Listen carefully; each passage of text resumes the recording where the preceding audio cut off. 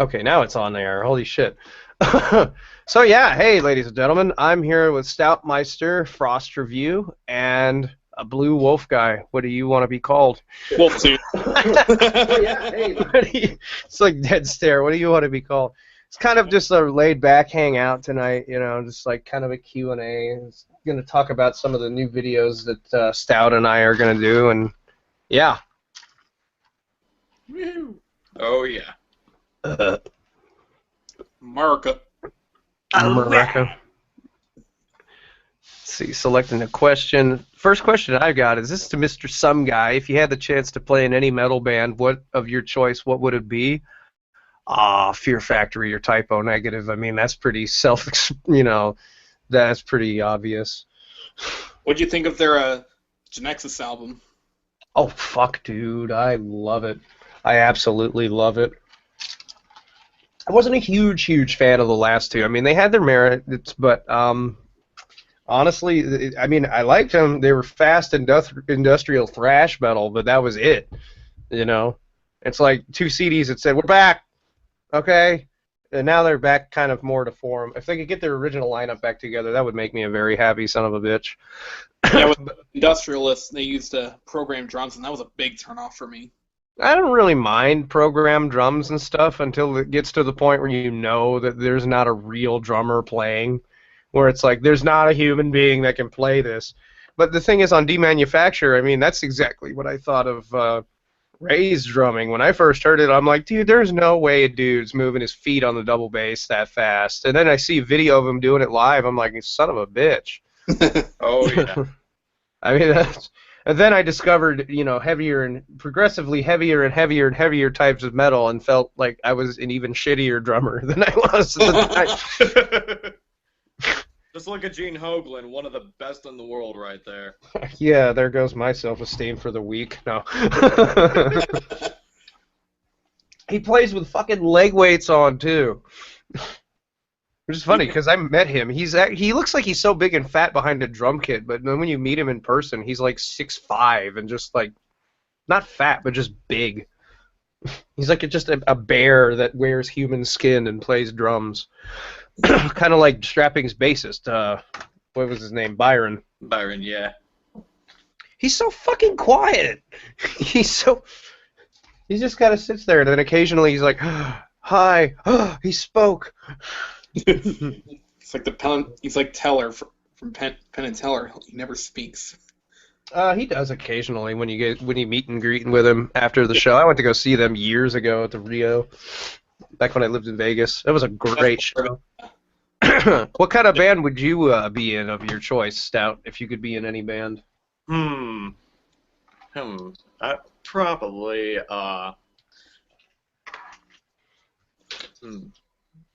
There's a few choices. I'm indecisive as fuck, but if I had to have people in a band, I would say Jakob Zateski, Chimp Spanner. Chimp Spanner's good. Chimp Spanner's fantastic. Oh my god, and so underrated. Those would definitely be guitarists I'd be working with. Screw Making America Great. I gotta have the truth. I'd work with Gene Hoglan. Oh yeah. I don't think they can. Oh yeah, they can see. She's just an Aperture hat. Screw Making America Great. I work for Aperture. Love the T-shirt. I use everybody as test subject. We're gonna go see Flog and Molly when they play here, right? Yes. Fuck, I'm gonna get wasted at that. Go there as well. Why do you think I have the flag that's like... Yeah, we're gonna bring that flag because I want them to sign it. It's kind of a birthday tradition. It's either Flogging Molly or Dropkick Murphys. I'm choosing Flogging Molly.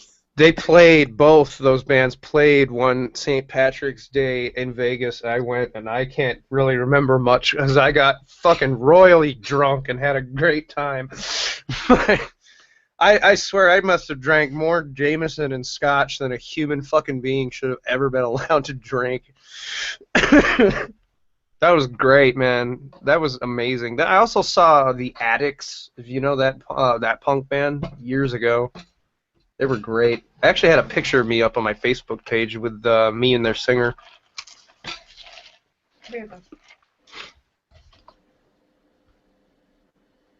Let's see. Next question I'm getting. Let's see. Hey, Stevie, just curious, what are some of your most justified rants? Oh, God. Um, I think most of the Onion ones, honestly. I mean, that goes without saying, but some of the most justified rants that I ever did, honestly. Should not be named.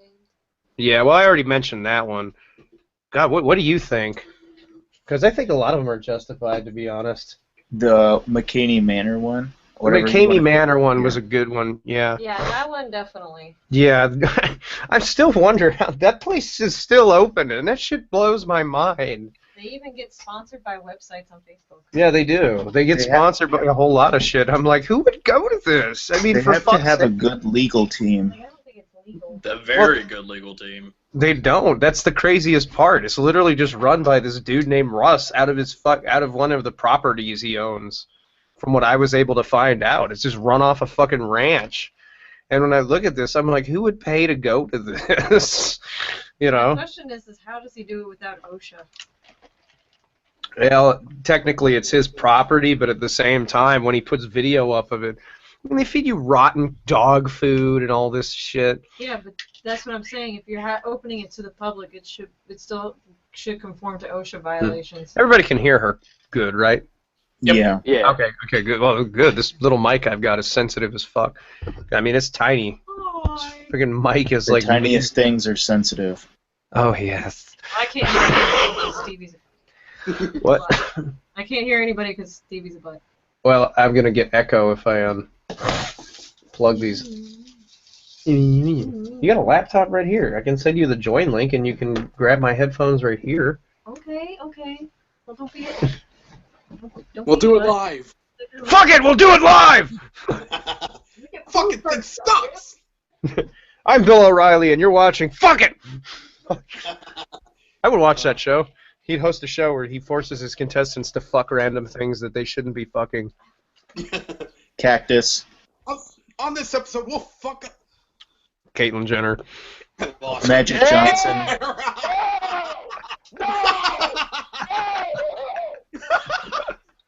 Bye, Randy. Here come the comments. Oh, Stoutmeister's transphobic just because he's a fucking trans person. Oh, I don't God. give a Oh, shit no. I don't give a shit about Caitlyn Sexual Jenner, to be attraction is honest. based off of freaking sex, and they want to use the sex I- and gender term. I don't even understand why so many people sit there and think that motherfucker is courageous, and I will not be silenced from that, because what did they do that's besides be a drug addict for 30 years and marry into a rich family, and that's really it, besides being an Olympian? You know, because you know what? Now he regrets doing the whole transgender thing. No, that was a Was that official or? bullshit. I don't think that was official. Oh, so that was all bullshit? Didn't she kill somebody too? Yeah, she did. Yeah, Just she actually paid did for kill someone. She did kill someone before the Yeah. operation and everything last year. Something tells me that the whole transgender thing is a cover up. But that's just me. Yeah. Hang on a second. What you doing? Get my power cord. Oh, okay. Just getting the power cord. Is that a Doom t-shirt? Yes, it is a Doom t-shirt, and one of the people that's actually watching right now got this as a Christmas present for me, so thank you. They got me an awesome band sticker from a band I like called Snake River Conspiracy, and they also got me a Typo Negative DVD. And they got Becky an awesome Totoro pillow and some other cool shit. Best That's awesome. Bat fizzies and all that kind of stuff. Oh. Here, it's going to have two plugs on those headphones. The green one is going to be the one you want to plug in. Okay. And you have a Mac, so there's only one input. I know. America. America. Let's see, what's the next question we got in here? Oh, wait, I'm in the wrong window, so I can't even see it. Let's see. I like my corner. Out of all the scumbags you ranted on, who's the worst you guys ranted on? Oh, God. Everybody, I don't even need to answer that question. I think I think for me, it was really the worst, though, was Robert Cassio. Yeah, wasn't that the guy that raped his 2 kids and freaking only got probation? No, that was Probably. somebody else. This guy was a pedo, though. Okay, yeah, because I was actually thinking like the worst one that I've ranted on was either that guy or Ian Watkins. Okay. I personally like your vegan gains video. Like, Vegan you're a gains. fucking lunatic! Yeah, hang on. Let's see. Do it now. Yeah, speaking of vegan gains, I've had a whole shit ton of his fans come over and threaten to kill me over the past week. That's been interesting. Why? Well, because what's his name? Furious Pete made a video about veganism and compared them to ISIS, and Vegan Gains went on like a 9-minute tirade saying, "Oh, you deserve to die of cancer and shit." And I simply responded I'm like, dude, like you really got to learn to chill the fuck out, and brought up a couple hypocritical things on his side, and all these random vegetable channels are coming on telling me that I deserve to die for eating animals and shit. I'm like, dude, what the fuck are you trying to go on about? Seriously. We support PETA! Yeah, really. I mean, at that point, like, what the fuck? Like, what I thought was hilarious is how he was saying that what the thing he was going off on Furious Pete is he made these parody shirts like about PETA and stuff like that. And what I thought was funny is how you remember the whole Repsion thing where he threatened to kill Repsion and then hid behind it's dark comedy. I'm like, doesn't that sound very hypocritical if you're bitching at somebody who's making a joke T-shirt and you had the balls to say that me threatening to kill someone, that was just a joke. It's like Tommy Wiseau. It's a black comedy, guys. Exactly. Oh, God. Yeah, well, Vegan Gains is black, so it is a black comedy. Oh, hi, vegan gains. How's your sex life? How's your sex life? How's the roids treating your wiener? Oh, hi, doggy. God. The tiny penis. You're tearing me apart, Well- vegan gains. I think it's funny that people in Vegan Gains like would threaten you, Frost, because don't you like lift like crazy? Yeah, that's another thing too. Yeah, I've been accused by them of being on steroids too, and I'm like, bitch, if I could afford steroids, you think I'd be working in a goddamn grocery store? I'm like, I'd be doing better shit in life. You don't want to do that. I've seen a documentary of a guy who did that. His arms like literally exploded. Yeah, I think I know who you're talking about. I think I've seen it. It's gross. Yeah, it's not fun. Wasn't Carrot Top on steroids at one point? Yeah. Possibly. Yeah, he was on it for a very long time. Let's see. Here's a good question. If you could make any shitty scene band go into hiatus in exchange for a metal band to come back from hiatus, who would they be? I don't know many scene bands because I have taste.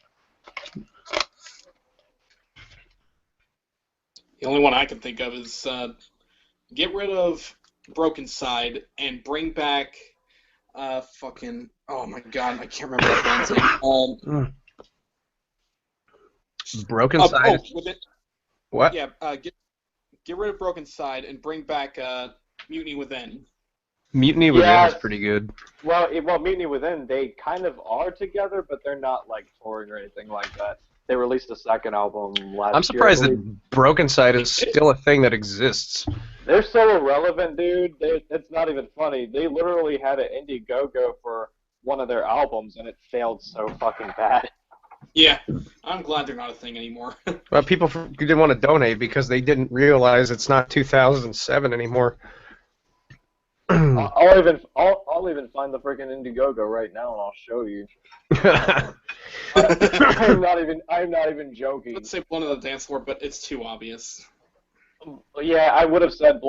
I don't pay attention to a lot of scene bands, but Blood on the Dance Floor would be the obvious answer for me as well. And who would I bring back?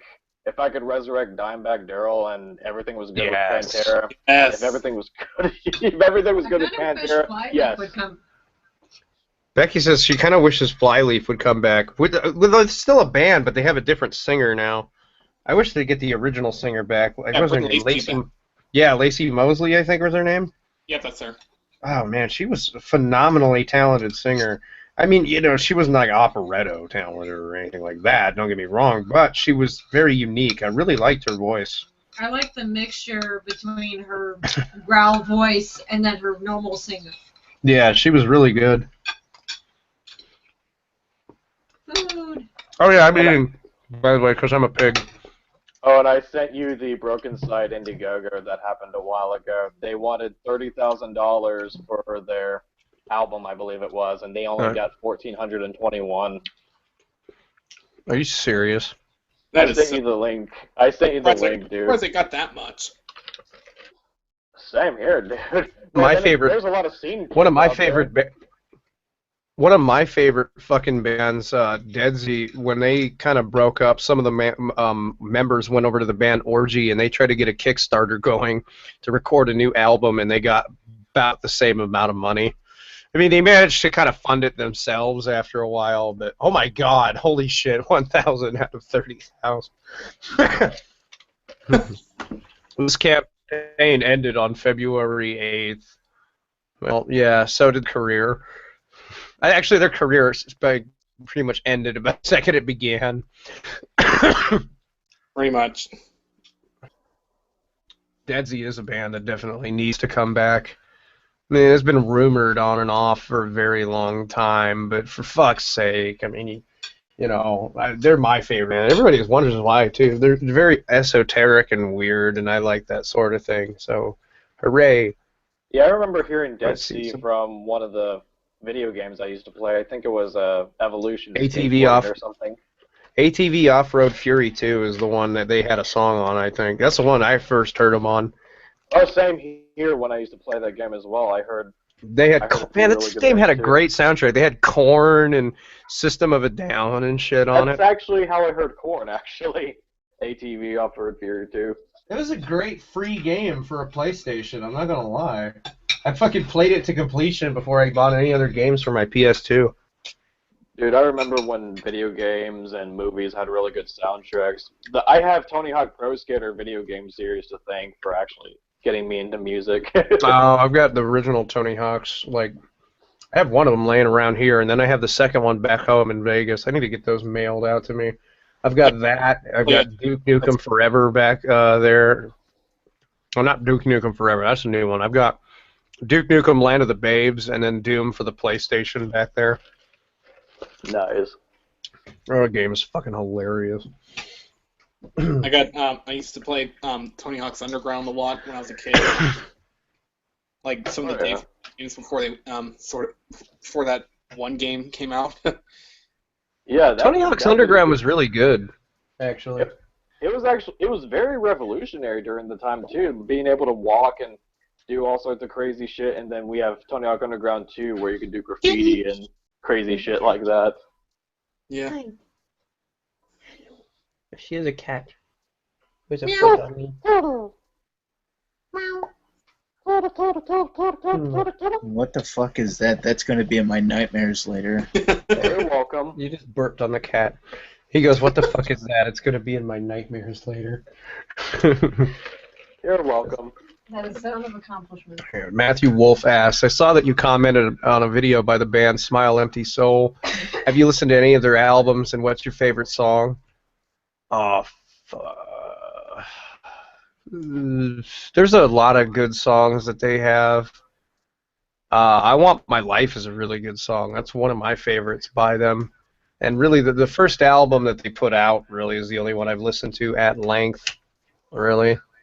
What the hell? Oh, a napkin. Fair warning to most people, I'm more of a tomboy, so I don't really give a shit if I burp in front of anybody. Oh, God, you're so offensive. Oh, yeah. Your patriarchal lords oppress you. We're to the round table of the patriarchal lords. I should name that. Make this a weekend podcast and fucking name it. Now back in the kitchen for sandwich making. You want you want Oh, love. God. You I want think it's fun. Do you want baklava? Well, go in the kitchen and make it. Yes, Stevie. Where's my baklava? Actually, I want some Where's baklava. my goddamn beer, Stevie? I drank the last one like an asshole. You son of a bitch.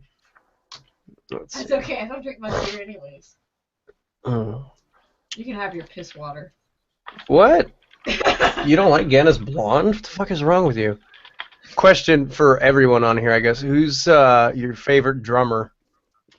Mine, Raymond Herrera is one of my favorite drummers, actually. He was from Fear Factory.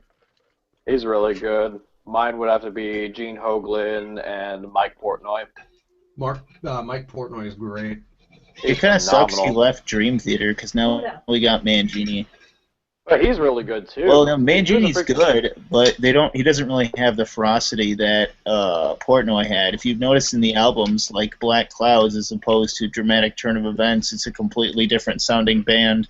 I mean, Mangini's good, don't get me wrong. It's just it doesn't have the same tempo and style that Portnoy had. You know, he has a different playing style. Yeah. I'd go with, for me personally, it'd be a toss-up between Portnoy and Dan Carey from Tool. Oh, that's good. Danny Dude, Carey. you ever see that dude play live? Jesus Christ. Oh, yeah. He did, was it Reflection or Disposition? I can't remember. I think Reflection is the longer out of the two. Yeah. But he did that one live, and I watched it, and I was, like, pretty blown away. But after I watched him do Ticks and Leeches live, I nearly shit my pants. Like, what the fuck? I mean, like, the fucking the handwork on it is crazy enough, and then he just floors the double bass on it. I'm like, okay, I just give up now. Yeah, he's not fucking around. Did you ever see the video of Mike Portnoy playing on a Hello Kitty drum set? Yes. Oh yeah, It's fucking awesome. Fucking, doesn't he put, like, the kick pedal, like, through the skin? Yeah. I think for me, my favorite drummers would have to be Mike Portnoy and Brand Daler from Mastodon. That's good, too.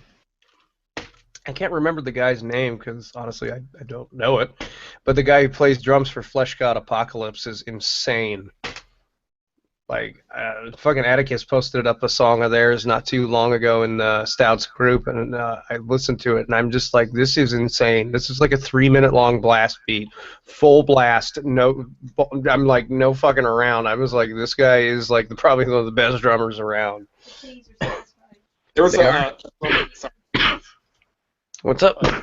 There was a drummer for a band that Atticus showed me. The band was called Archspire. Their drummer is fucking insane. Seems like it's like recording a song for like 350 beats per minute. I That's believe. insane. Yeah, I'm like, holy shit. And speaking of drummers, George Callias is really, really good too. The drummer from Nile. Oh yeah. How was that, by the way? Dude, Nile was fucking brutal live, and all the members are really, really nice as well. Man, tell them about what happened. It was nuts. Oh yeah, well, after the event at the venue in Tampa, I got to meet up with all the members of Nile and talk with them for a little bit. Then I caught up with the bass player last, and we just ended up going to one of the bars and talked for a little bit. Then we ended up going with some friends, and we ended up going to the guitarist of Cannibal Corpse's house, Rob Barrett, and that was a pretty good time right there. Right? I fucking hate you now. I love you too, Wolfie. And a quote from Dallas that just made me laugh my ass off so fucking bad, and this is before we went to Rob's house. Oh, we are the AC/DC of death metal, and I'm just like, yes. That would shut down so many fucking trolls that are like, now it sounds the same. It's like, no fucking shit. We're the AC/DC of death metal. Smell the elderberry. We're generic. It's true, though. I mean, they do, right? Like, the same riffs, like, over and over, but they work. Oh, yeah, they work for what it is. It's pretty good. Honestly, I think you would like a band called Hypocrisy Stout. They're pretty good. I've actually heard of them. I haven't listened to too many songs from them, but I'll have to look into them some more for sure. Oh, yeah. I'll send you some stuff later after the hangout, because, like, my computer sucks. Hey, you got recommendations, and I got recommendations. It's just an endless cycle with Stout and Stevie. Yeah, well, that's how you find out about better music. Let's see. Oh, fuck yeah, and with the age of the internet, there should be no excuse for having Top 40 playing the same 4 songs over and over again. Recommendations Right. for everyone! Let's see. This next question is going to it'll lead into a bigger part of the discussion I kind of wanted to get into. What do you have next in store for reviews? I guess that's to me, and I guess probably to you too, Stout, because I know you wanted to do that too. Next week, I'm actually going to be doing the second Nemec album, which is called Audio Injected Soul, which is fucking great. And then after that, I'm going to do Soundtrack to Your Escape. What's up? What are you throwing your fingers at me like that? 2 weeks. 2 weeks? Yeah, so you have enough time to edit it. Oh, okay. I was gonna say I'm getting like what? And I'm like, what the fuck is this? You were either gonna do a mic review or. Oh yeah, that's right. I'm on my schedule messed up. So basically, bi-weekly, I want to try to do reviews. It gives me time to edit them, because the first one I put out was like fucking made in a pinch. But yeah, those are the two that I want to do. The second Nemec album, and then Soundtrack to Your Escape by In Flames. Those are the next two. Overall, with my content, since a lot of people noticed that it was changing, yeah, I'm going to do reviews like for music and for music equipment and music gear and stuff like that. So expect to see a lot of that. And I know Stout really wanted to do some cool stuff with his content too, so I let him talk about that for a little bit. Yeah, and Stevie was talking about reviews earlier, and I'm wanting to dive back into that as well. I've been on and off with that for quite some time, but I'm wanting to make that a bi-weekly thing too. And I'd be touching up on... What was that, Brian?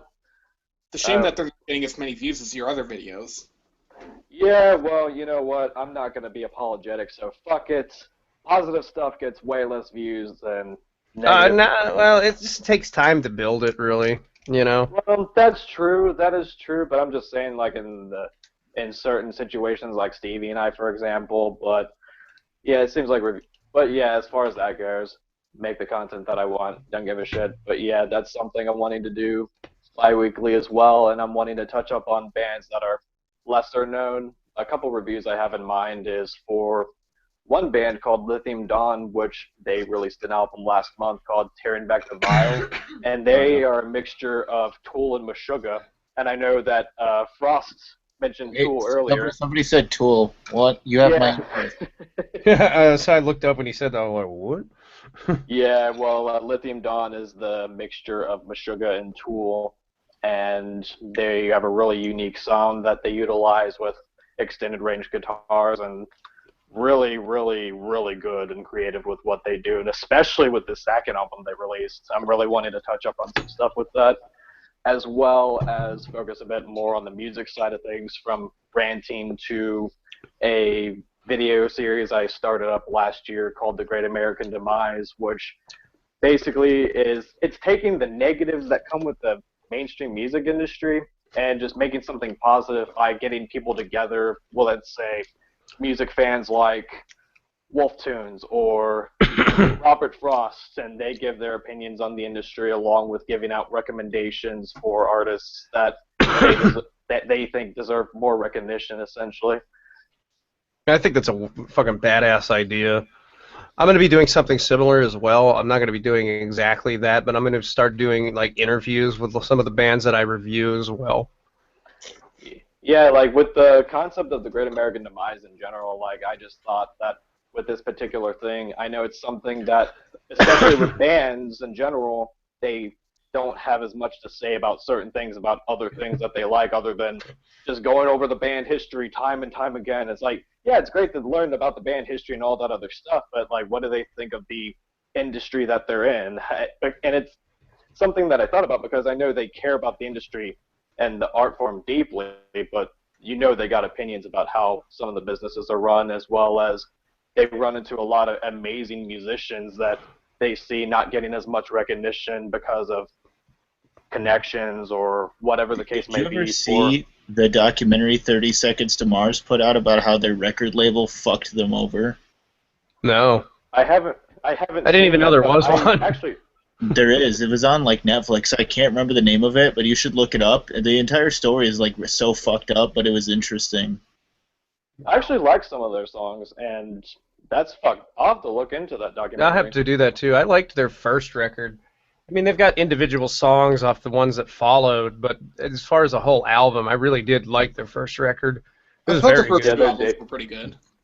Yeah, their debut was really good. Yeah, their first album was amazing. Yeah, the point of what kind of this whole chat thing is about is mostly the collaborations that Stout and Stevie are going to be kind of doing. So that basically in the near future that their 2 channels plus another channel that's going to be coming in February can actually create a nice housing for music in general. I think that there's not as much out there towards the music scene, and there needs to be more. Yeah, I think so too. Agreed. So that's why, like, it's a partnership with Stout and Stevie, and then the future channel that's going to be coming into this. It's going to be a 3-part, so that even though right now Stout and Stevie may not be getting as many views on that, it's going to transition into the viewership that will support it. You know, you're going to have the people that are not going to watch these things because they were so used to the rants. That's okay. That's fine. You know, there's going to be rants about different things that go on in the music scene. It may not be on the topics that they always want, but that's okay. You're moving forward and trying to develop yourself as people, musicians, and, you know, for the passion that you hold the most. It's not going to always be what you think it is. Exactly. And essentially with this concept of diving into that, it's a nice way to touch up on stuff that you love, while at the same time, it's like when you see a lot of people touch up or rant about the music industry, they still have to be careful to the point where they become politically correct and not offend a certain group of people. And then you have us, we have our unapologetic views on certain things. We're going to tell it like it is, like we always have with our videos, except it'll be more music based. Like, yeah, we might touch up on like Metal Gear, and I know that's like SJWism and stuff like that, but that is related to music. Yeah, it does relate to music a lot. And the way that they're infecting the entertainment industry in general, but like with the way that metal has been under attack by political groups, by activist groups, and all this other shit, like that's definitely good shit to touch up on and just be like, no, we're not going to stand by and let these motherfuckers ruin an art form that we love. We love making this type of music. We love supporting these types of music. These are those the same people that are complaining about death metal album covers being too brutal to women? Oh my god, death metal album covers are you serious? Yeah. That's a thing? Yeah, there are people that whine about that. This is almost like the days of when they bitched about Satanism and occultism on music albums and shit. Like, seriously, people get with the fucking times. Yeah, they need to bring the PMRC back if they're going to whine about that. Oh, Jesus Christ. Yeah, and that's actually what I was referring to earlier as well, and that's actually going to be a full video that I do, and it's going to be a bit of a collaborative effort as well, but... I can't wait for that. Oh yeah, just giving you all a heads up with that, and yeah, fuck SJWs for ruining everything. I was going to say something, but then I stuffed my face full of fucking calzone. Well, and you didn't share? I don't know if you want to share it through the internet. It'd be kind of moldy. Your screen would be all fucked up. Here, have some pizza sauce coming through my microphone.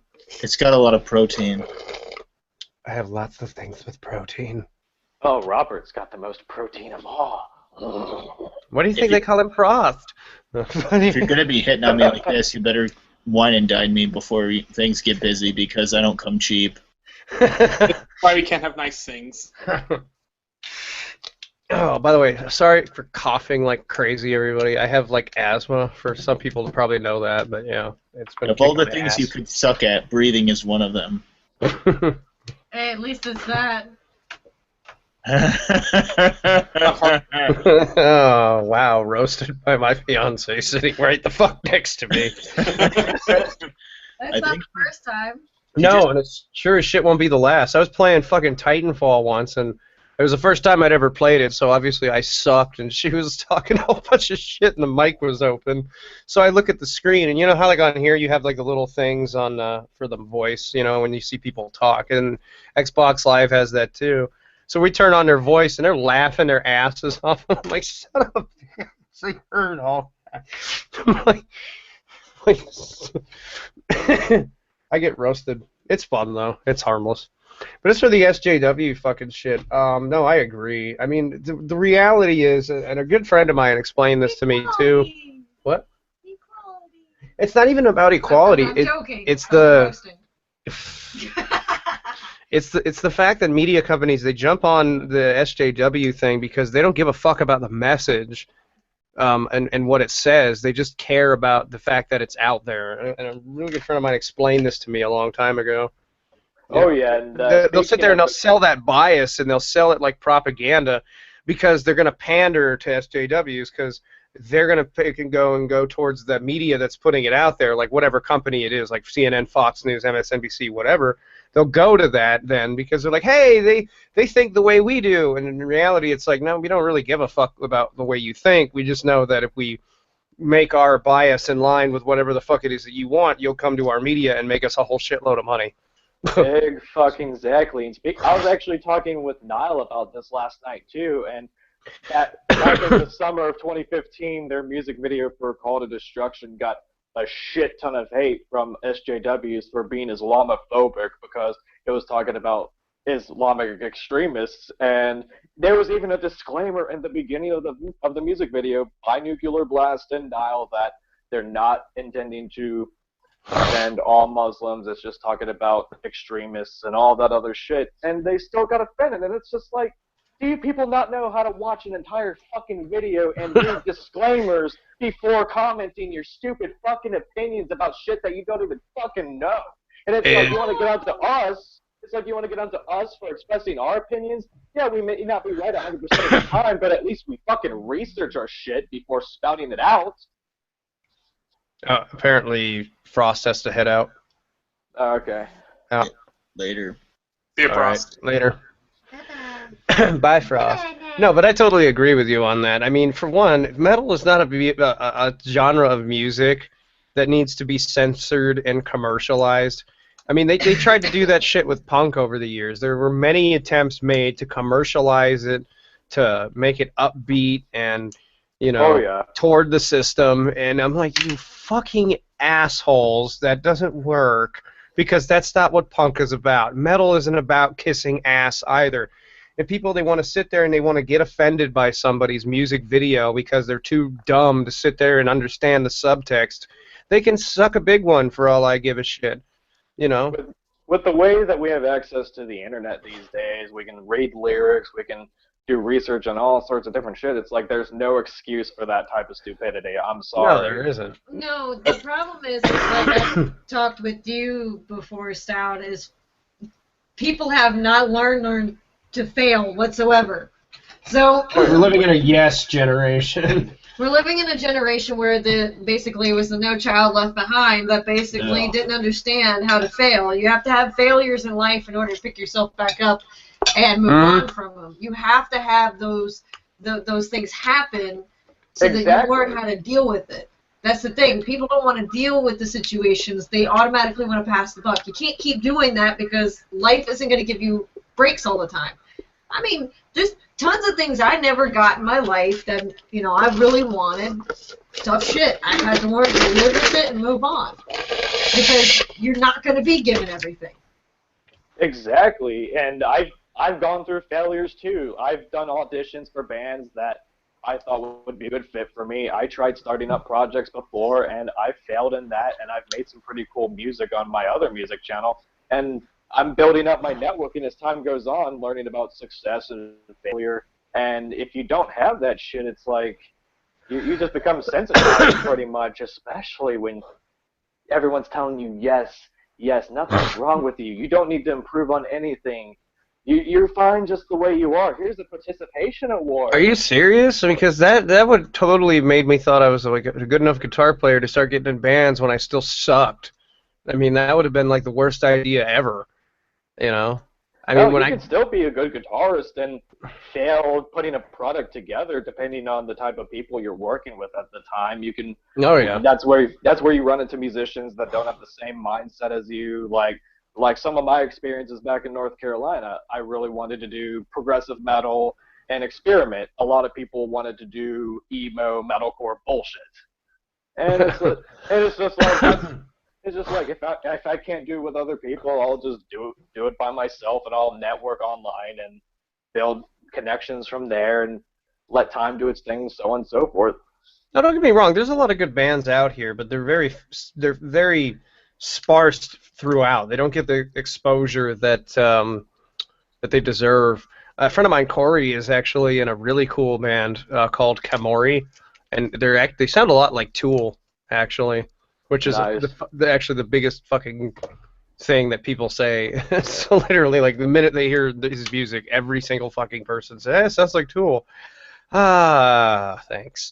That's pretty awesome. And we're talking about local bands. I actually met a local band back in St. Pete when they were opening up for Earthside, Soilworks, Soulfly, and when I was helping Earthside set up for drums and merch and all that other shit, we heard Ionios rehearsing, and everyone's just going through the back door and hearing them play, and they sounded like a combination of Protest the Hero and like the good side of Dimmu Borgir with the black metal symphonic stuff going on. And I'm just like, why the fuck is this band local? Why are they not on tour with Earthside and Soilwork? Like, these kind of bands, they're definitely out there. There's a lot of bands like that. Oh, yeah. Yeah, kind of like the band Everthrone. Everthrone is really good. Yeah. I saw them when I saw Ailstorm. Last time I saw them, the singer ripped his pants on stage. Oh, God. That was great. He's like, just for your information, yeah, I did rip my pants. I know. I'm aware. I'm aware. At least you won. Yeah. But they're really good. I like bands with epic beards, and they make really cool dark music. They're really cool. I think they're actually from the side of where they're in parts where I live. Yeah. Somebody's asking, who are the 3 most arrogant members of the metal community? This is a question for all of you. I'll let you guys go first. I think that would probably be Gene Simmons, Oh. and I've seen some pretty arrogant posts from Mike Portnoy. He can be arrogant sometimes, but actually no, not Mike, but Lars Ulrich.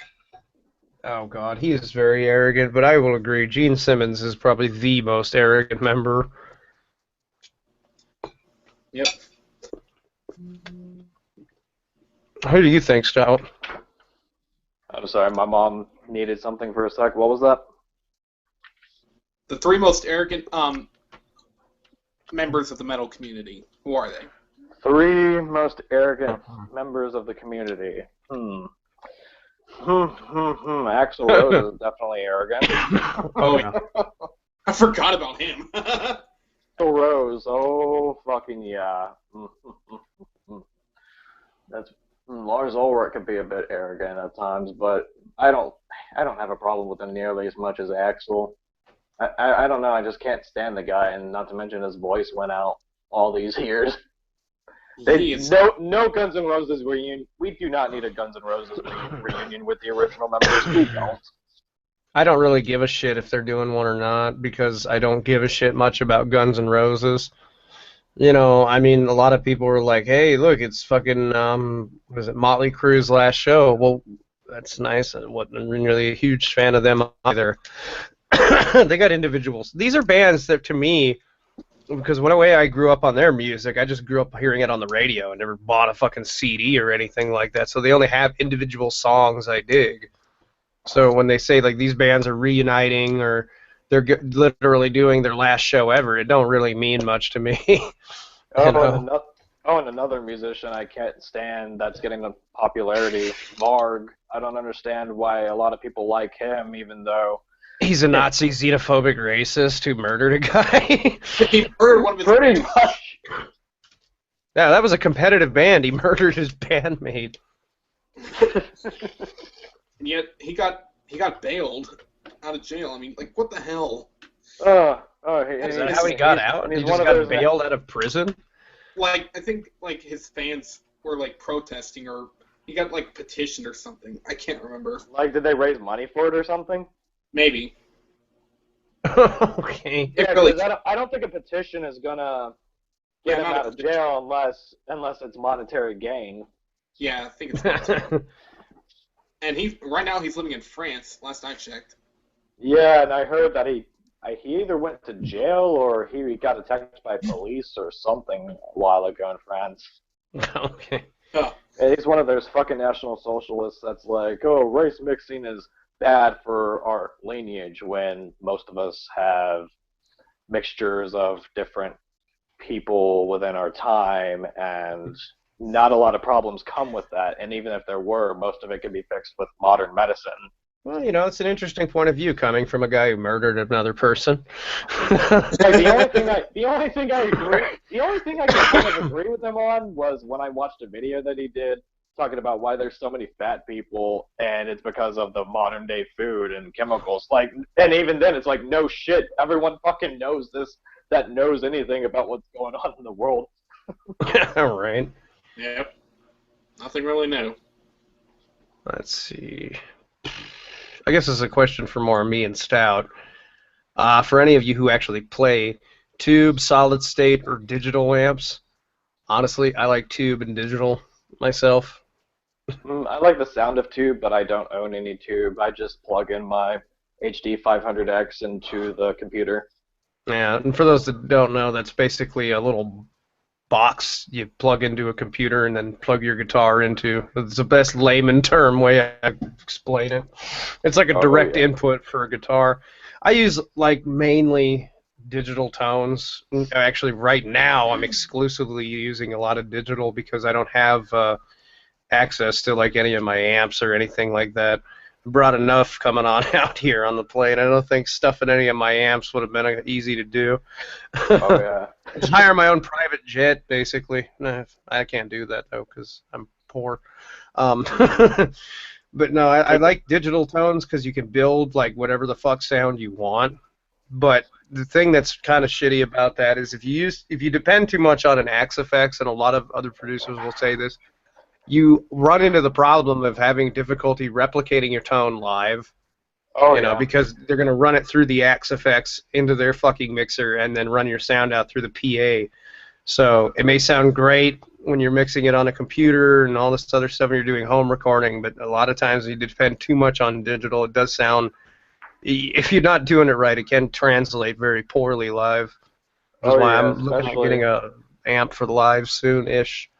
Yeah, especially when they try to do so many effects on the guitar and all that other stuff. Like, just use backing tracks for certain guitar parts that you can't do live so that you can focus on certain riffs. Like, do your main clean riff and have other stuff going on with the backing track that you can't do with other guitar players, and then do your main parts while, like, your synth and your other stuff is in the backing tracks. It's Stoutmeister.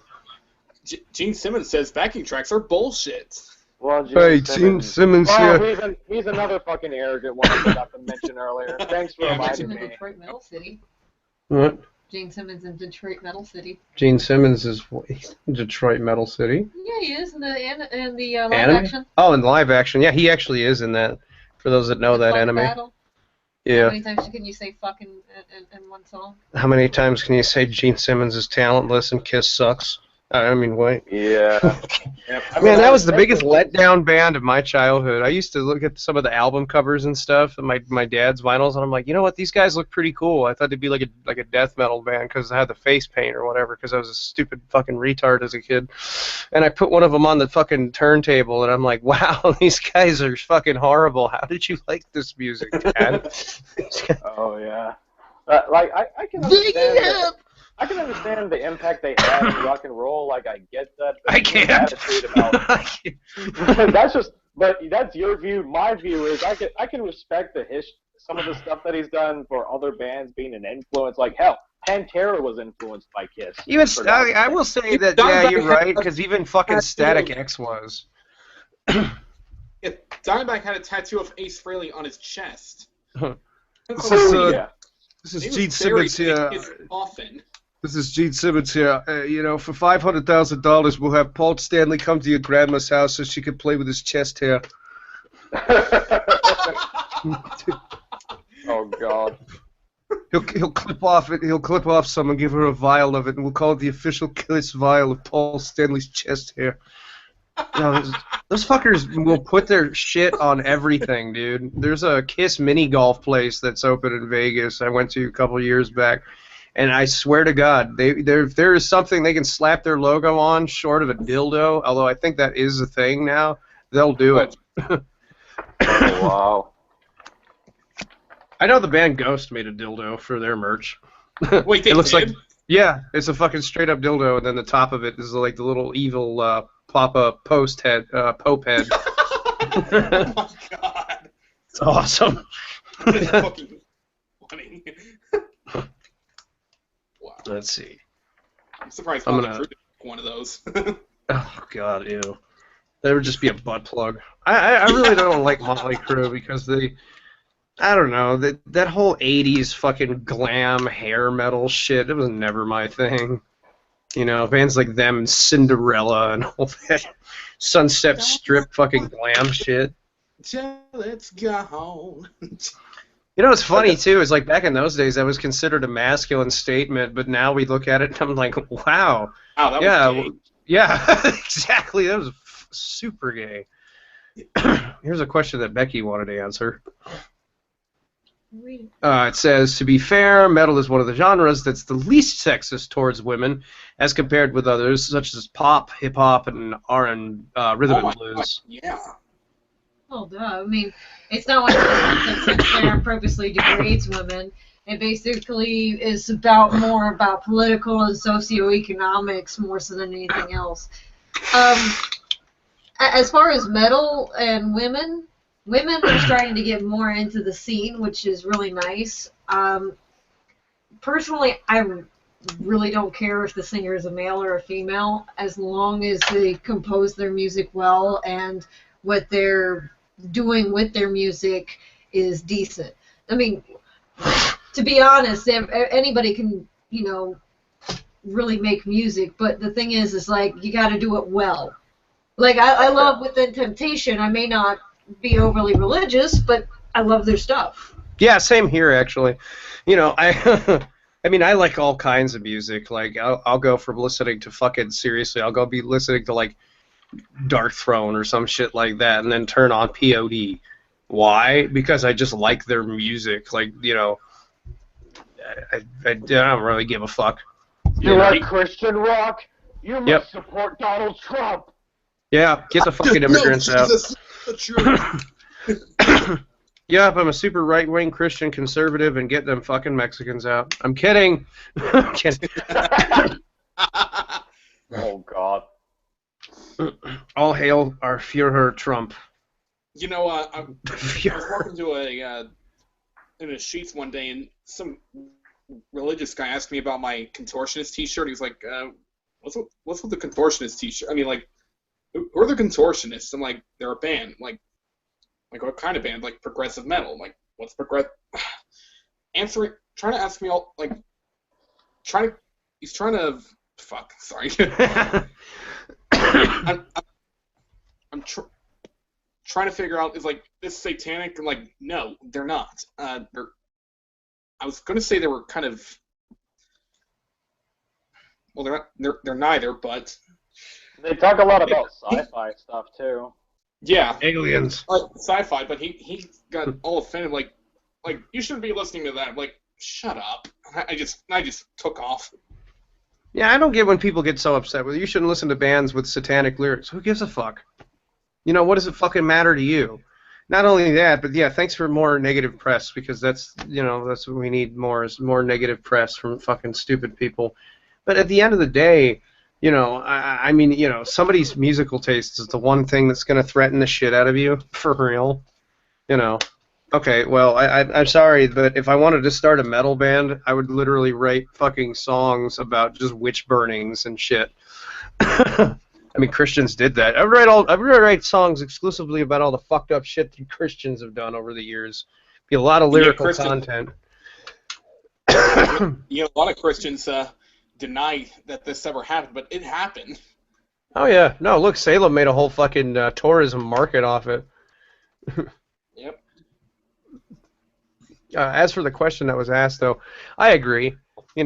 A lot of people think there's a big sexist contingent in it because of, like, album covers from bands like Cannibal Corpse and every slam death metal band that has ever existed.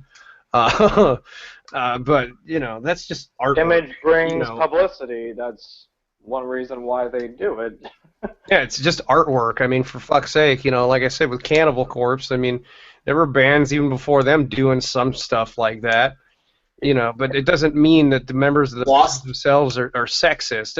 And with the sheer amount of female-fronted metal bands, for God's sake, that just kind of nukes that analogy into a million pieces. It really does. Not to mention, there's a huge double standard in the entertainment industry, too. Like, when it comes to movies, for example, if a woman is portrayed in a certain way, not nearly as much backlash as, say, music or video games, where if you have someone depicted in a certain way in a metal cover, then it's deemed sexist. Or Yeah. if you have unrealistic body proportions in a video game, then they do these realistic comparisons where they make the characters almost chubby pretty much, and it's just like, no, And it's fantasy. There Do you are not people know- that look like that. I mean, that are skinny like that. I mean, people have to be athletic so they can keep running. You know. Oh, yeah. Otherwise, you'd be stopping every 30 seconds to catch your breath, like, okay, I'm good. It's just crazy. It's just people wanting to find anything to get offended by because their lives are so fucking good, but they want to create problems for themselves, and that's what happens when you get too comfortable. Yeah, try going to Syria, try going to Iraq, or any of those places where North women actually Korea. actually don't have rights. Oh, yeah. Try starting a North Korean metal band. Oh, that's gonna go over real well. Honestly, though, they would have some of the most, like, real and raw lyrics ever. Oh, I mean, yeah. the amount of shit that those poor people over there have to fucking put up with on a daily basis. You know, I honestly, why the fuck, I know this isn't even related, but why the fuck haven't we taken that shithead leader out by now? I mean, he is the biggest joke. Like, I swear to God, it's so rare that every stereotypical meme about this guy is actually just so true. It's so rare that every fucking stereotype about a person can come to fruition, but he really is just a fucking moron. He treats those Oh, people yeah. like shit. Like, why doesn't we just hire, like, a SEAL team over there to go annihilate his fucking ass? You know, you know what they've been Because doing? that- Bin Laden, you know. Because that would be racist of us, Stevie. Well, you know what South Korea is doing is they're pumping in music like Gangnam Style and stuff with huge speakers into the border of North Korea every day to fuck the soldiers' heads up. It's on a non-stop fucking loop. It's on... That shit works. They tried that shit, I think, back in the Gulf War or some shit like that, and then fucking these guys would come out of the middle of fucking Iraq and shit with just like their head in their hands, like, turn it off. They would blast like Slayer for like and Nine Inch Nails for like hours and hours and hours, and I'm like, why couldn't I be like a little older and in the military back then? Because that sounds like a blast. Let's see. Next question is to Stout. So, to Stoutmeister, do you think that heavy metal music can make a resurgence like it did in its prime? Do I think that... So basically, they're asking, do I think heavy metal can make a big comeback or be big? Yeah. business? Like basically like back in the 80s where like metal, like if you have seen documentaries on it, like it was a fucking Oh, yeah. phenomenon, you know. Like you think if that could ever happen, like just a Absolutely. resurgence of it? Absolutely. We've seen this with the rise of heavy metal, and then the fall when grunge happened, and then we're definitely going to see another one. Except this time we're going to see a multitude of subgenres from progressive metal to gent to all. There's going to be a lot more options, a lot more room for that, but it'll be so spread out. But I think metal will be making. It's just going through a cycle, pretty much. I think. I But, agree too. But also it's gonna take the freaking industry to get their heads out of their asses and realize that there's a multitude of great musicians that can make radio-friendly stuff too, and that's not just metal. That's No, look what Papa all- Roach did for real. Look what they did with their recent album. I mean, that was honestly progressive influence. Now, say what you will, I don't know if you like it. If you don't, I don't really give a shit. But you can have to agree it was progressive influence, which is kind of a definitely big were thing. influenced by gent. Oh yeah, it was definitely. I mean, the riffs that they wrote for that album were completely different than anything that they'd done to this point. Because up until this point, they were just really generic rock riffs. And they come out with like polyrhythmic drums and out of time guitar signatures, and I'm like, for real? Well, finally, you guys got it. I tried rapping over that. Exactly. Like, there's so many bands that sound like. But yeah, seriously, there's so many bands out there that sound like they could be played on MTV and the radio. Like, I talked about this band in a collaboration video with Stevie back then. I talked about Voices from the Fuselage. They have a lot of pop elements, along with some metal influences, ambient influences, but it sounds commercial, yet it sounds unique in its own way, especially with how the vocalist is, too. My God, that guy can sing. My cat is giving my girl so much hell right now. She's chasing her around because she keeps... Hi, are you being a troublemaker? No. Sniff. Her feet. Ah, feet. You're in front of thousands of people right now. What? Almost everyone I know has a cat. She's a sweetheart, though. She's like a little baby, and she just gets into stuff. The perpetual kitten. I mean, she is a perpetual kitten. Just look at his face. Look at his feet. Do you have a second cat? Yeah, we have 3 cats. That's just one of them. Background.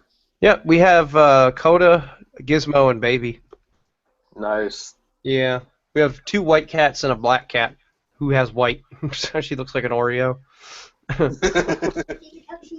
Oreo cat. There you go. That's There she is. the next trend. Not Neon Cat, but Oreo Cat. Yeah, she's an Oreo cat. She's a tuxedo kitty. Hey, everybody. Hello, She's a sweetheart.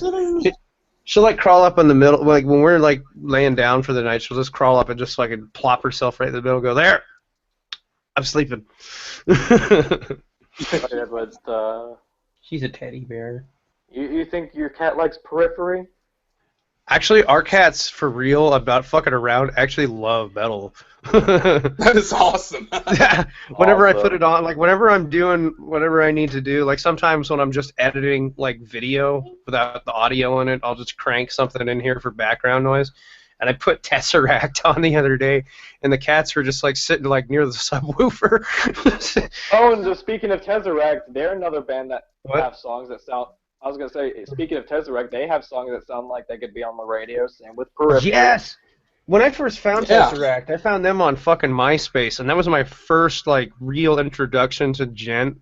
I mean, I would say Meshuggah, but I didn't consider it at then because, to be honest, that's how they always sounded to me. I didn't know that it was sort of its own genre.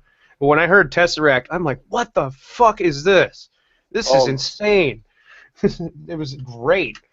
I remember hearing You would the like Seal and Tesseract, Fate I think. EP. Oh my, that was Yeah, one of that's their that. They first- had that. They gave it away for free for a little bit on their MySpace, and I downloaded it. And I'm listening to the drums, and at that time I was like nowhere near the drummer that I am now, and I'm listening to all these in and out of time beats. I'm like, how the fuck does he keep up with that? Like, this is nuts. You know, I used to think it was like really Tool influence because that's what Danny Carey does, in and out of time stuff.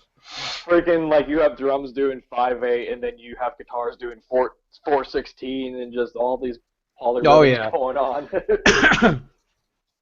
Yeah, as far as the question, I also do think that it will make a resurgence, and like Stout said, it just does take time. When I was younger, the whole nu metal thing was like in full swing. I mean, bands like Korn and Disturbed. Linkin Park and Disturbed, they were always in constant rotation. They were that time's fucking pop music. And to be really honest, I didn't mind. I mean, I think it's a lot more favorable than the kind of pop music that we have now. Because, fuck, man, it's like Dave Grohl said, if the number one song on the charts is a song about your butt, you have a problem. and funny enough, how there's so many songs on the charts that are number one now that are about butts. Oh, yeah. Yeah, well, the thing is, a lot of them chart numbers, too, are so inflated arbitrarily. I mean, when you go on YouTube and, whenever they debut one of these videos, and I tried this as an experiment, it wasn't Drake, it was one of these rappers or whatever the fuck, and, they said they were going to debut his video on there, and I start refreshing after the video to see how the view counts go up, because now they don't stop at 301.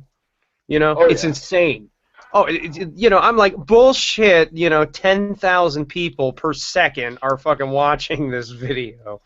You know, so a lot of the numbers where they show off how popular that music is, they arbitrarily inflate the numbers, and then, in my opinion, what's really shitty is they arbitrarily make a band, or not a band, but an artist successful that way. It's like, well, thanks for paying for people to do all the hard work for you. You know, wow, 100 million views. This guy must be really great. Wow, this totally sucks. What the fuck? And speaking of views and all that other shit, I actually met someone last night at the Nile show, and this was before the very first local band played, and we were just having a discussion about concert price tickets, and he brought up a point where you could watch Jay-Z or anyone from the top. You could watch Miley Cyrus for $200, and they'll just prance around and do disgusting shit. Is that how much those kind of tickets cost for real? Well, they're pretty expensive. Like a lot of people from the top 40 are pretty expensive. But I mean, like, I have no people interest in ever going to any other shows, so I wouldn't know. But that's insane to sit there and watch Miley Cyrus be a whore on stage for $200 when I can just watch that on YouTube for free. With the flaming lights. Exactly. Not only that, but like you could go to those types of shows for $200 and not have a meet or greet, or you could pay $17 to see the local bands and Nile, and in my case, go to Rob Baird of Cannibal Corpse's house and have a good time. Yeah, that sounds like a much better option. Actually, I mentioned my favorite band, Deadsy, earlier. They actually had Cannibal Corpse play at their singer's birthday party years and years ago, apparently. So that's awesome. Nice. Yeah, that didn't be random, you know, just chilling out and like, what? Who's setting up in my living room? Cannibal Corpse. Bring the kegs. Lots and lots of kegs. Oh yeah, Slayer's coming over too, so make sure you invite your Christian neighbors. Not forget that. Bring the Westboro Baptist Church. Have Ghost fucking play in front of your Christian and Jehovah's Witness neighbor's house. In front of your Catholic neighbor's house. So once they see the Papa, they'll shit themselves because he looks like a pope. So fucking have Gorgoroth performing in front of a fucking church. I love Gorgoroth. I miss old Miley Cyrus. She actually did really innovative stuff.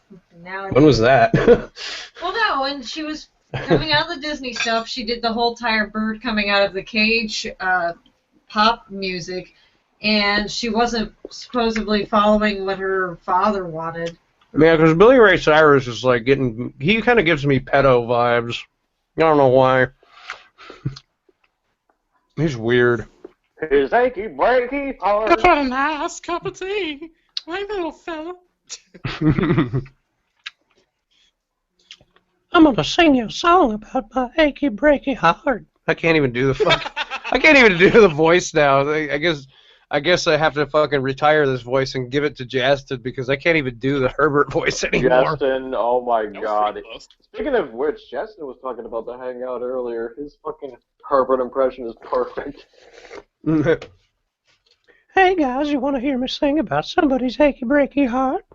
God dang it, Herbert! My favorite Hank moment was when he saw fucking Luann making out with Boomhauer. He just flips his shit. Luann, aren't you with Wade? Where's Wade? They need to put that shit back on TV. Wade. They need to put that shit back on TV, or at least on channels that fucking Time Warner has, because for whatever reason, our Time Warner does not get local channels.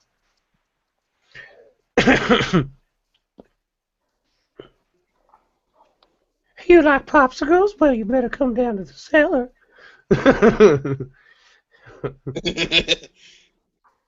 Let's see. Don't you mouth off to me or I'll slap you out on your penis. You better stop roughing around or I'll slap you all on the penis. Come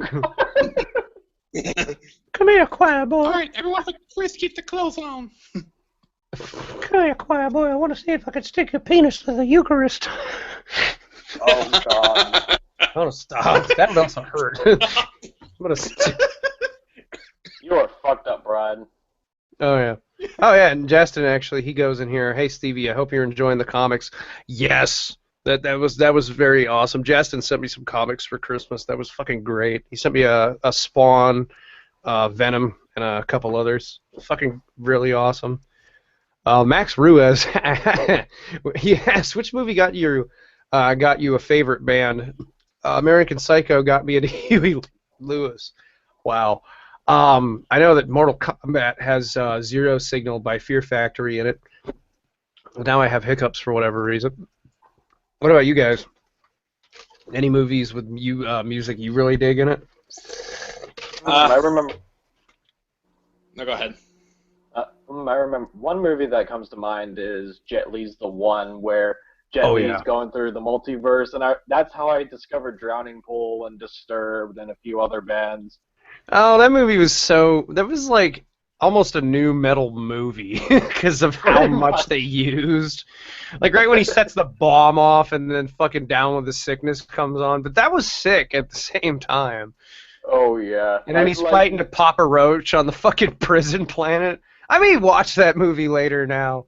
Fucking Resident Evil had a really good soundtrack. It had Fear Factory, Static X, Slipknot, a whole bunch of others. Yeah, Freddy vs. Jason had a really good soundtrack too. And one of my least favorite movies of all time.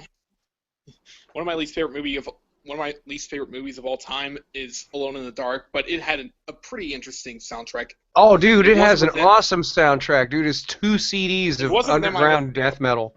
If it wasn't for them, I never would have discovered Nightwish. That's how I discovered.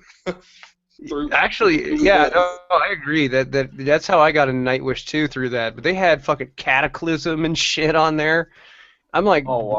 What the fuck? Yeah, it's 2 CDs. Like, the first CD is actually a lot of mainstream metal from Nuclear Blast, and then the second one is more their underground shit. Like, the first CD actually has Chimera and shit on it, and I'm like, what the fuck? Why did this movie suck so much with this soundtrack like this? It's Super Bowl. Yeah. Is the Avengers bullshit dirt? I would watch that. The Avengers bullshit dirt. I would watch that. If it has Scarlett Johansson in it, I think anybody would. It's just her saying, "This is bullshit dirt," and then it goes right to credits. It has like a 10-minute credit scroll too, because apparently needs that. Speaking of Avengers, have you guys seen Ant-Man? I haven't seen it. Oh God. You're gonna love the part where Falcon gets his ass kicked by a fucking person this big. Gets his ass. Oh God, I'm not gonna ruin it. The new Deadpool movie? Oh yes, we're all gonna go see that the day it comes out. Everybody in this fucking hangout, Fiance and I, we're both gonna go see it. Oh, they're doing that so fucking well. Let's just hope it's actually good. I don't even give a shit if it sucks. I don't even give. That's how much I love Deadpool. It could suck. But the trailers so far, they give me a lot of confidence. I mean, they added Colossus and shit in. That's pretty cool. Yep. And I mean, like, the way the fucking movie seems to be right now is it's just like a Deadpool comic that got made into a film.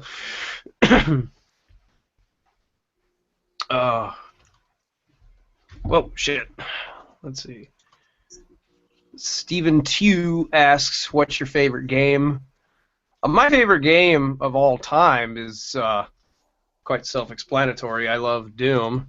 But currently, my favorite game that I'm playing right now is Borderlands 2 because I've been playing the shit out of that recently. Like, I beat the main campaign for it, and now I'm just kind of like, item hunt spamming all over the fucking maps. I've got to buy the DLC maps for it, though, sometime, because there's, like, on the little map, whatever the fuck, the little thing you go travel through, there's a whole bunch of maps I don't have access to, and I don't know if they're worth a fuck or not, but when I do get them, I'll definitely check those out, too. What are your guys' favorite games? My personal favorite is Assassin's Creed 2, but my current favorite right now is Team Fortress 2. Assassin's Creed 2 is one of my favorites, as well as Skyrim and Ocarina of Time and Majora's Mask. Which one was the second Assassin's Creed? Was that Black Flag? That Assassin's Creed 2 is with Ezio Auditore. Oh. See, Yeah, I haven't Black- played them from the start. A buddy of mine gave me Black Flag to play through, and I'm still playing through it. But holy shit, pirate fucking awesomeness. Yeah, that's the fourth one. Yeah. That's the fourth official one. But I played that game a little bit at a friend's house. It's really good. Oh yeah. There's nothing better than getting your fucking boat set up with like the best guns and like the most reinforced hull and shit. But once you get like a fleet going, oh my god, it's great. It's like way too fucking fun. Let's see. Somebody's asking like some really philosophical questions in here. Like what? Is love a social construct? No, let's try to keep it. That's related. beyond my. It's not that these questions aren't worth answering. Let's ask and mend them. It's getting out of the scope of Fuck love. what we're talking, what we're mostly here for, and it's supposed to be more along the lines of music. Not saying anybody's stuff is irrelevant. Not trying to be a question Nazi. It's just Question Nazi. which is kind of contradictory. Well, the same guy asks, are we going to get married, or are we already married, or are they just a stupidly ignorant fuck? No, it's not that we're. Yeah. It's not that I don't want to get married to Stevie. It's just right now I just hey, what the hell? Is that Fucking shit? around. The thing is, like there's a lot going on personally in our lives, so it's not the right place and time. Yeah. And I'd We're rather, working on putting a business together with what I'm doing with my YouTube and all that, and you know, we're in really career busy. changes. We're in a family busy stuff. place in our life right now. I mean, I want to marry her, and she wants to marry me. But the thing is, you know, there's like a legal binding sort of contract in the law's view of marriage, and that kind of stuff. If you're settling into careers, they can kind of fuck things up a little bit. It's not just as simple as slapping a ring on and then saying, yeah, we're bound together now. No, it's not so much just that. It's more or less like, you know, it's more or less like financial Yeah, positions and stuff like that. Like, because a lot of financial stuff changes too when you're married. yeah, like, okay, for example, like, let's say you get married. Health insurance changes in price. So what might have been like maybe $50 for one person now becomes $120 out of every paycheck or something like that. So that's and if you're only Even your pulling car insurance changes. your car insurance, all sorts of stuff. My thing is I would like this to explore more life with Stevie rather than rushing into getting married. One of my friends did an extended engagement, and I liked it that way. It's not. You don't have to have that ring to say that you're married. You know, you can be married without being married by the state. It's not a rush. Some people honestly get what's called hand-fasted before they get officially married. You know, it says that, you know, you're committed to this person and, you know, yada, yada, yada, but you're not officiated in that legal sense. And I guess for us, it kind of also represents settling down and having kids, and we're not ready for kids anytime soon. No! So we're kind of wanting that fun, go out, be young, and still do our stuff. Fuck it, I'm young! I'm kidding. But, I mean, it's a matter of, like, you know, there's a lot that changes in everybody's lives over the years, and you don't know where you're going to be at that point. We're still getting to know each other, and yeah, I know most people go and get married within a year of meeting each other, but that doesn't mean that everybody has to go and do that. For me, I'm comfortable with still taking the time to get to know Stevie and who he is as a long-time partner. Who am I? I don't know. You ask me that every morning.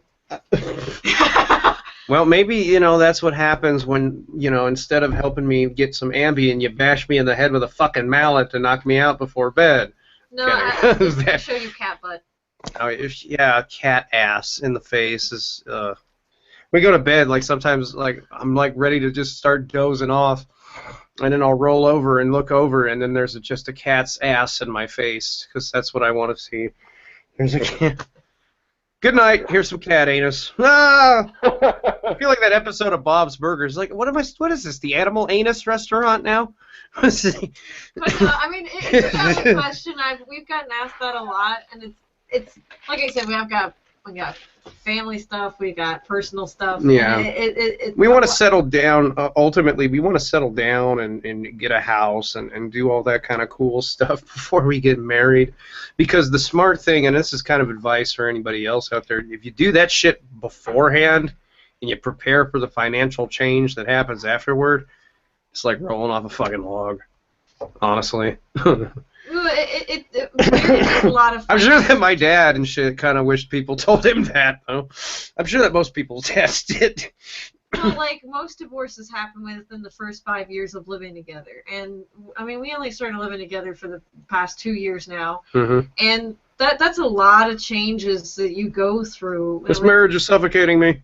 I mean it's like you have to learn each other's cleaning habits. You know, why did you leave your underwear in this place of the house? Why haven't you done the laundry? Why didn't you do the dishes? You know, same all thing. Kind of complaints that I get because I am kind of a lazy bud. Well, you're working on this stuff, so yeah. I mean that's the thing. You have to have a lot of compromise. Well, sometimes I just like to garnish the house with my boxers. The cats don't appreciate it. We don't have enough air fresheners. Ew.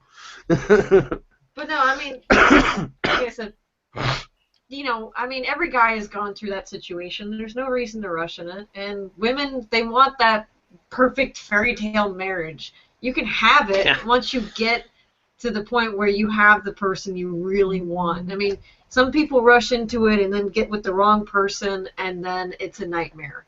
Or, you know, they're so financially screwed up that they're starting to fight over that. You know, that was one of the things that I was given advice about before getting married to anybody. Watch the finances, because that will be your biggest fights with whoever you're with. Oh, yeah. Because it's, well, I need money for groceries. I need money for this. I need money to pay for the car insurance. And bills pile up. So that becomes the biggest important things after a while, instead of enjoying each other as a couple. Like, we plan to go to Japan this fall with one of our friends. It's important that we take that time to spend with each other and start learning each other even when we go on vacations. Because you might love that person in the household, but can't go on a vacation worth of shit with anybody.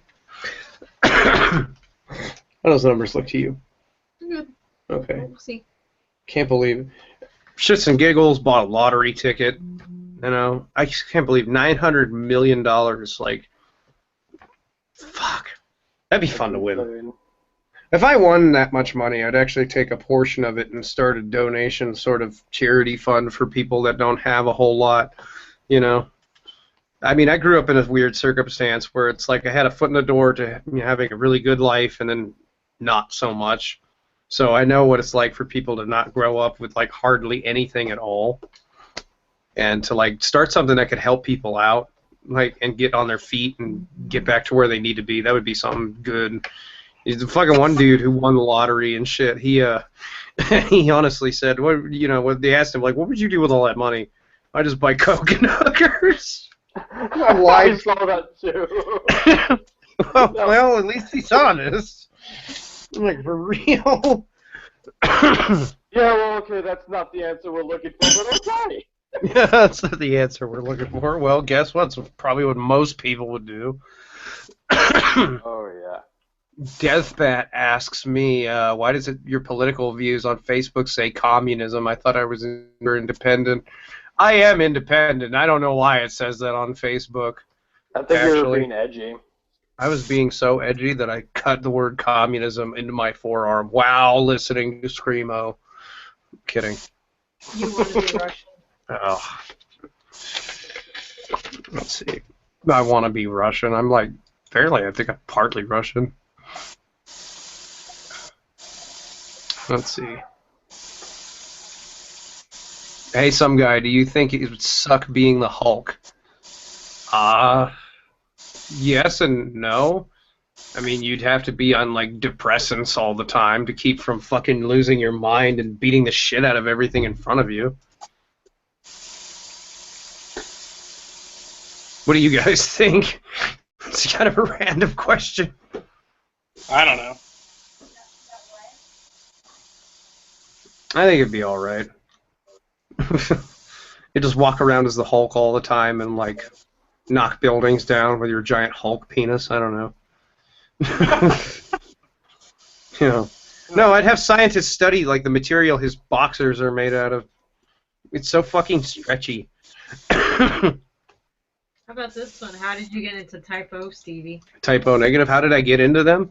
Quite almost by accident, really. I was just browsing through a lot of different music on YouTube, and I heard like their first album, Slow, Deep, and Hard, and I liked the fact that they were a fucking mix between like old hardcore and hardcore punk, like basically hardcore metal and hardcore punk, and then they would put, at least at the time I thought it was random, but now that I listen to it more, it's very well placed. They would put like these really long dirge parts like right after some of those. I like the dichotomy of that, so I started listening to them more. Honestly, that's how I got into them, though. I was just kind of browsing through music on YouTube and was like, okay, so I've heard of this band, never really listened to them. What the fuck?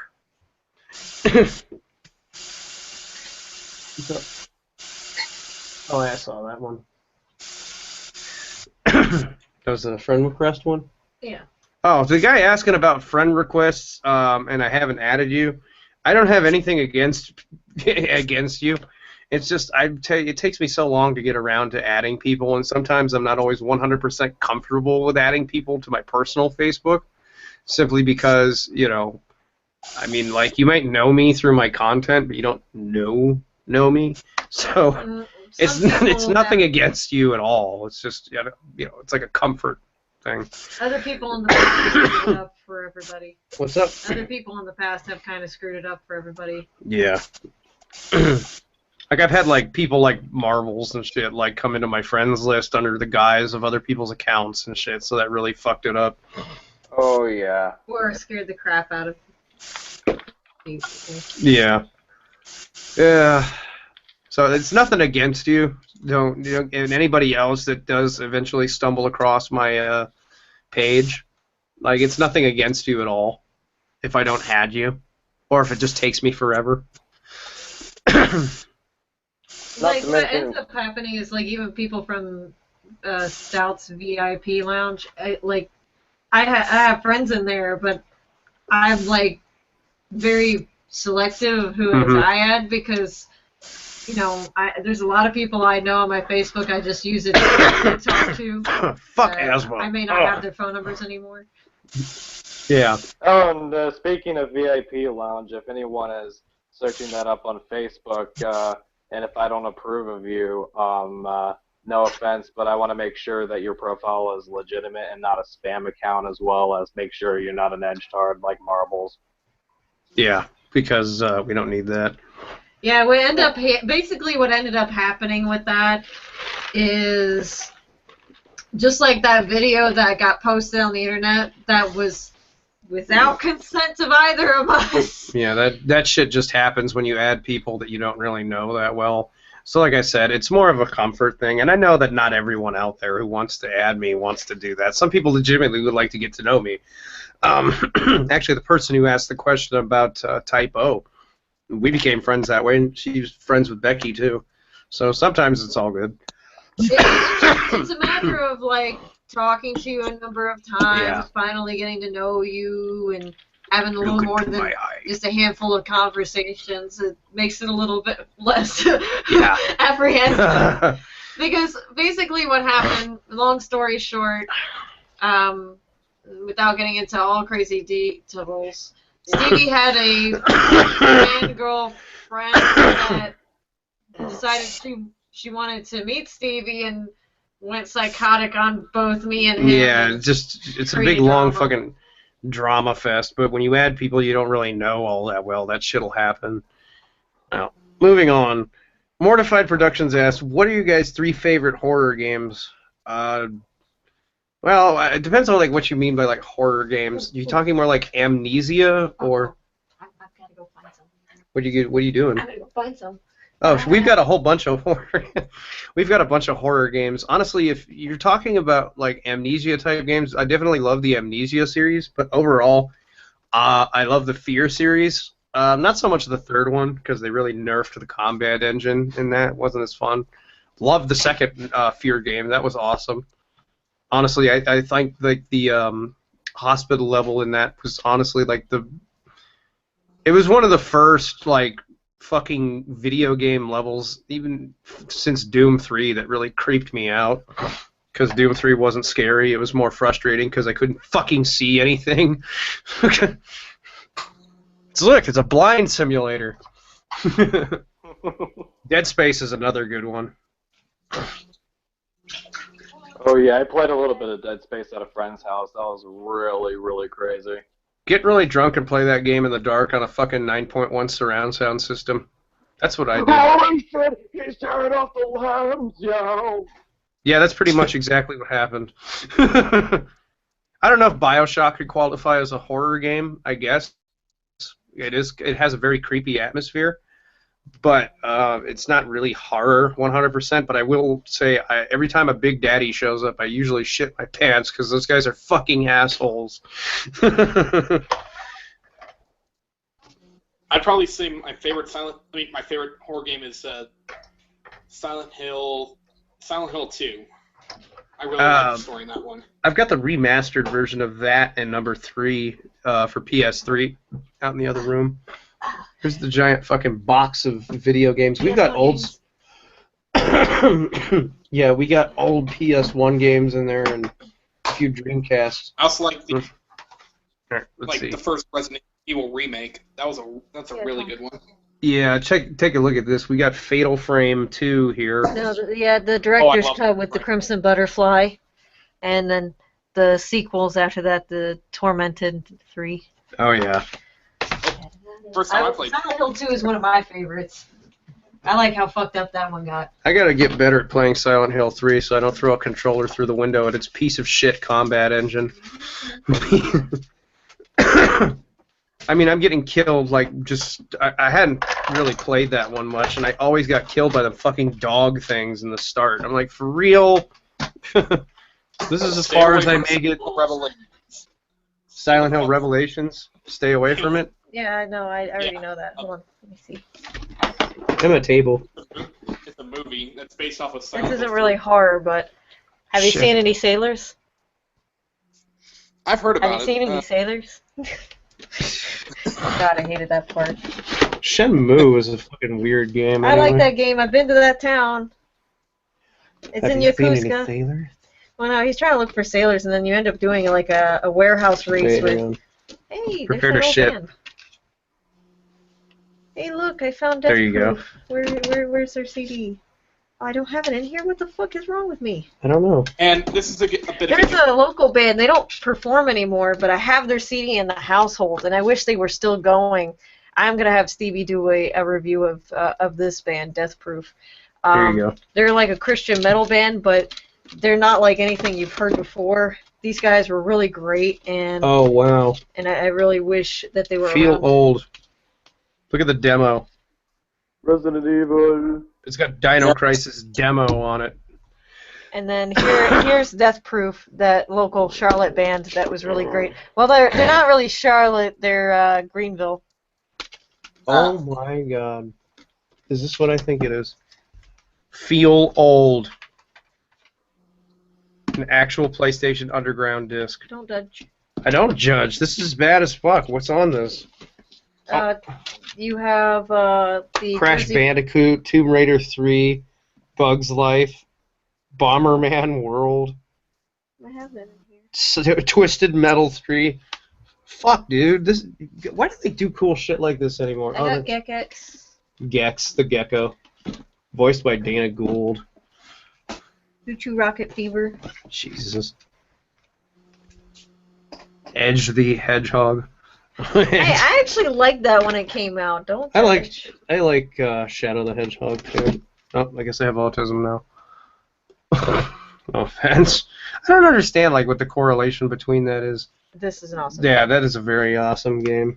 Frogger. You have fucking Frogger in here. And Marvel vs. Capcom. Yeah, it's very My cool. biggest guilty pleasure in horror games would probably have to be the first Five Nights at Freddy's. I've yet to really play that. Lunar. And the big ass Lunar 2 box. Kind of enjoyable. for me, anyway. I didn't really care. You have an actual copy of Myst in this. Yeah, Threats of Fate. Wasn't this going to be like a theme park out of Mist? And I have this. I don't know. Didn't they make like a theme park off Myst? I don't think so. Oh. Smash Pack. Well, I think they were going to, but it never really got off the ground. Yes, I still have my Dreamcast somewhere in the house. Hey, look, Silent Hill 3 soundtrack. I've been looking for that. I'm looking for it too. It's actually a really good soundtrack. Yeah, Silent Hill 3 did have a very good soundtrack. Yeah, Silent Hill 3 has an amazing soundtrack to it, which maybe Stevie should do a review of. Well, yeah, most people know that. Yeah, not everybody. This one's actually really good. This is the same singer that did Dot Hack Sign and Yoko Ishida. Yeah. Oh. Don't judge my It's sibling. like really getting heavy now. Okay, I'll take it. Give me a second. The only thing holding this up. Keep your shorts on, sir. Oh, that's shorts a little on. too late for that. Ew, nobody wants to see that. Well, I'm standing up now. Okay. HT, what does he say? The HD collection of Silent Hill 2 and 3 are atrocious. Really? Oh, that blows. Like, what makes them atrocious, though? Yeah. I heard they were pretty buggy. Oh. Hey, Downward Spiral, Yeah. I found it. Just Awesome. stick with like the like. Yeah, we have the originals in the house. We have the originals, but... The Xbox, I think. Huh? One of them's for the Xbox. No, the Silent Hill 3 is for the yeah, PS2. The Silent Hill 2, though, I think is for the Xbox. We have a backwards compatible PS3, so... Still need to get a more modern console. Let's see. We're getting our computer. Yeah. Yeah, we're getting the computer built, so that should be alright. I can just download an emulator. Fuck, it'll run on that computer. Let's see. Oh, this is all my friends. Let's see. Looking through questions here. Can you guys see the Q&A and stuff on here yourselves? You can click the Q&A. Nope, I can't. Oh, really? Mine says chat is disabled for this live stream. That's what I did. Wow, that's fucking weird. What? The chat's disabled for them. That sucks. What? Well, it's like the little chat thing on here. This guy asks, what did you think of Slipknot's recent album, 5, The Gray Chapter? Honestly, haven't really listened to it. Not huge. It's not. I'm not hugely into Slipknot. I never really have been. Yeah, as far as that album goes, I'll say the album is better than All Hope Is Gone for sure. Yeah. That had like one alright song on it. I mean, I tried to listen to them. Honestly, I really like Stone Sour, but for whatever reason, I cannot fucking get into Slipknot that much. They just sound really whiny to me, you know? And then when I found out like most of the songs are about how much the guy hates his dad, I'm like, well, shit, they are whiny. Well, there seems to be a theme with dads. I mean, there's I don't even know what it is with certain bands like Slipknot, but yeah, I remember hearing Wait and Bleed for the very first time. That when I was a kid, that was one of the very first vocal transition songs where Corey went from singing to screaming, and that led to my taste in melodic death metal and all that other stuff too. Oh, I yeah. gotta give Corey Taylor that. You might not like his voice, but the guy could fucking sing and scream. Oh, he's a great vocalist. Don't get me wrong. It's just something about Slipknot. I can't really get into too many of their songs, honestly. Yeah, I don't really know what it is. What's that? The original Otana Hikaru CD that had the song for Kingdom Hearts in it. That's awesome. My ex pen pal gave me that. Oh, that's cool. yeah. As far as Can't get in the bottle all these years.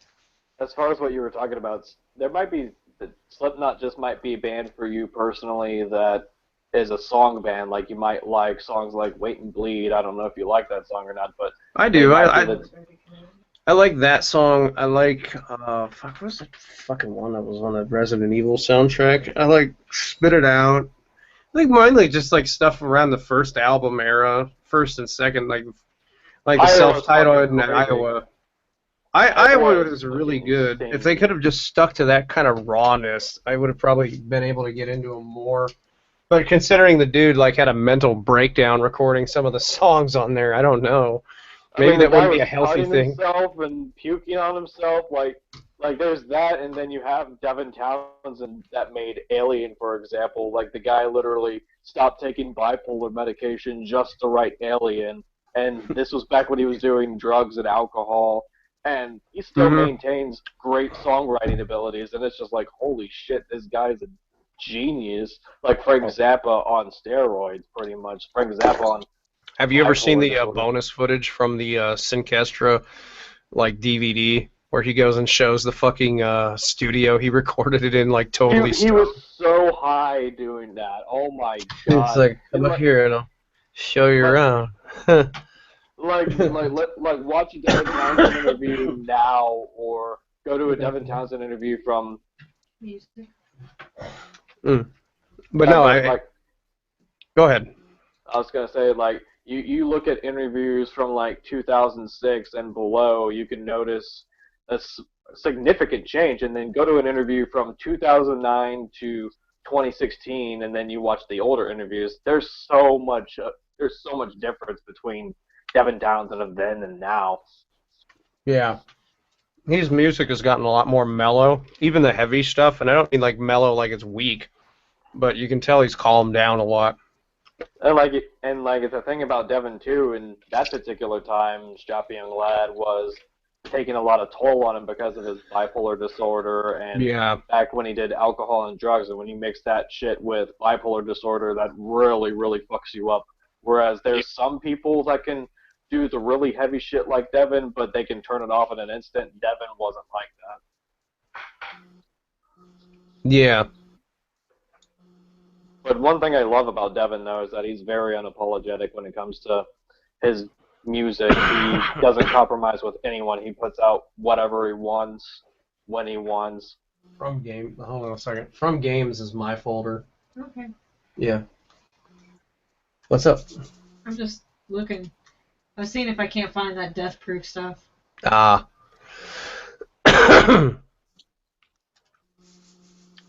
She's looking for music. But no, I agree. I mean, when you have like a disorder like that, it's very, very hard to, for one, keep it in check. And when you're doing certain things like drugs or whatever the fuck that's putting your brain in a different mental state, like honestly, it really causes problems, like even beyond being able to control it. So for him to be like making music after stopping his medication, I mean, God, that was kind of a dumb idea. I can understand why he stopped doing strapping on that. I really wish he'd bring it back now that he's in a better headspace. But yeah. Yeah, the thing about Devin though is that he doesn't want to bring the band back, and it's because of the mental state that he was in at the time. And in a way, like the way that Strappy Young Lad is, and don't get me wrong, if he did a reunion, he could probably pull it off a lot better than a lot of other band reunions. But at the same time, you want to be careful with that too, because you don't want to become a parody of yourself when you keep making the type of music that you don't want to make. And that's one reason why I respect Devin so much, because he's very unapologetic and he puts out whatever he wants when he wants. He could put out Casualties of Cool, which was like a country-esque ambient record, or he could put out something like Sky Blue or Zoltward or whatever. Like, the guy doesn't give a fuck. Yeah. What do you think? What?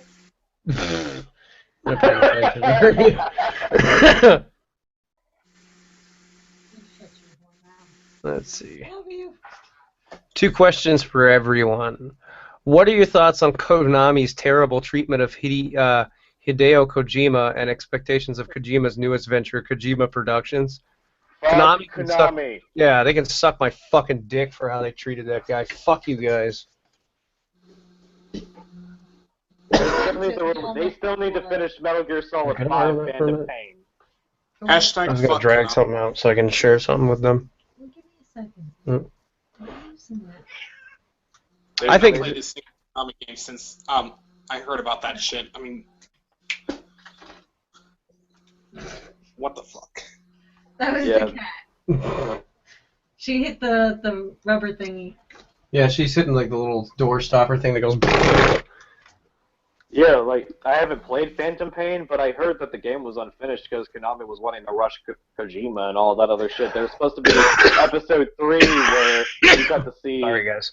Big Boss fight, well, not Big Boss technically, but you're supposed to fight Liquid with this big-ass Metal Gear, and you couldn't do that. You only saw the cutscenes in the game when you unlocked it somehow. Like, they released an unfinished game. I don't know if they're going to make another DLC for it or what, but the way that they're rushing Kojima with Metal Gear Solid.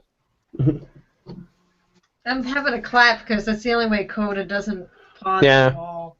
She's pawing at the wall because she hears the sounds She hears coming people from the talking, computer. so their cats are trying to figure out where the fuck it's coming from. She hears us. She knows where that's coming from, but then she just hears the other and is like, "Where the fuck is that coming from?" I'm gonna play something. This Sorry, is the band that I was talking about. Can I borrow your thing now? Let me see. Whoa.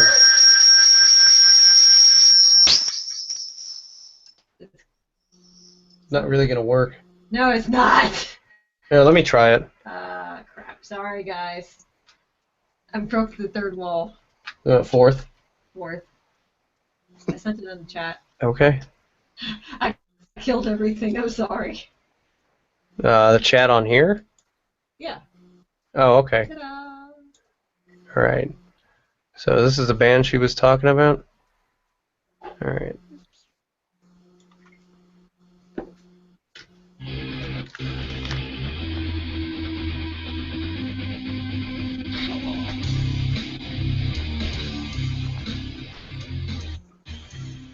Need a better music video director.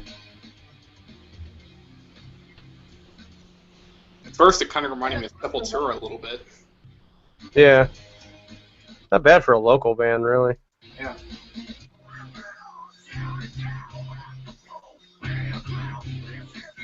Says that Phil Anselmo?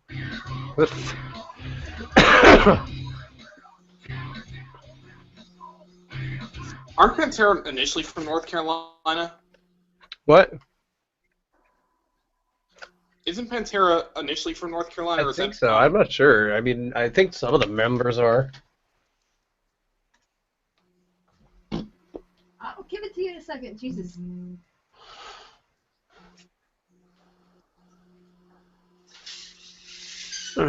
He's hassling me for my hard drive.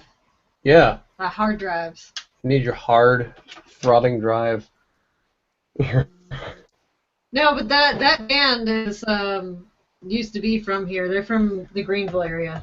Greenville. Just like Nile. Oh, Niall's from Greenville?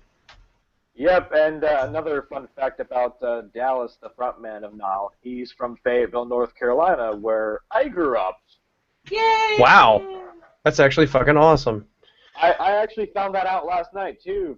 Fucking crazy. I've missed 2 opportunities to take pictures of Super Bob. Super Bob.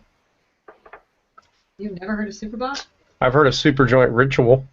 No, Super Bob. You guys need to look up Super Bob. Super Joint Ritual is a highly underrated band, by the way. I remember hearing one of their songs in Tony Hawk Underground. That was so fucking brutal. brilliant? Yeah, they're a band. Well, they're a band that was kind of underrated because he was also doing Down at the same time, which in my opinion is a phenomenally fucking better band. But that's just because I love Southern rock and stoner metal, like you wouldn't believe. You need to send me some stoner metal because I'm trying to get into that stuff too. Look up Corrosion of Conformity. Conformity? Yeah, Corrosion of Conformity, Deliverance. That's a fucking great album. Shit, anything by Kyuss, Kyuss, is fucking great.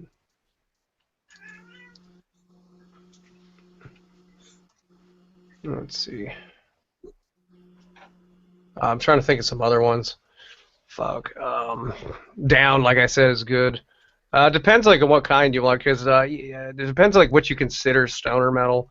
Because like a lot of southern metal can easily fit in there as well. We're jumping around. You gotta check out the second link I just sent. Okay, hang on. I'm gonna be a little quiet for a little bit because I'm doing some last minute cleaning. Cleaning. Yep. It's all right. I'm letting a friend say. Responsibilities. Not necessarily metal, but Hey, get out from underneath there. What are you doing? Oh shit! Where the hell? Okay, here's the window. The second or third link. second and third are the same. Okay. You might want to play it out for everybody. This is Super Bob.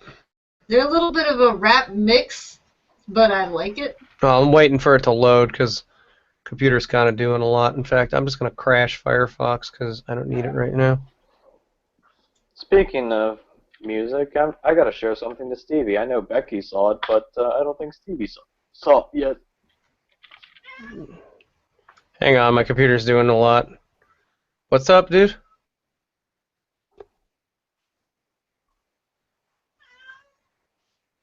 Hoda.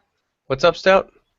I was gonna say after you played Super Bob, I was gonna show you something else that I think you'd really like. They kind of mix textures and Gojira type sound, and they make it more hard rock, and yet they're so underrated. I'll actually send it to you right now. All right, I'm gonna play this one that Becky wants me to play. So. What do you think of the bands I showed you not too long ago? Like I think they're pretty good. Here, let me play this thing really quick. Okay. This guy looks like Anthony Kiedis.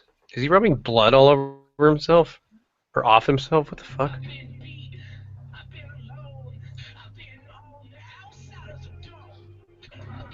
Sounds like Head PE. He looks like a member of Korn. Yeah, a little bit. I kind of wanted dreads like that at one point, believe it or not. I don't think I could.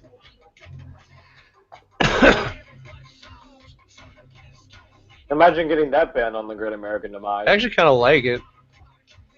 Just wait till it starts getting. I actually really like rap, so believe it or not.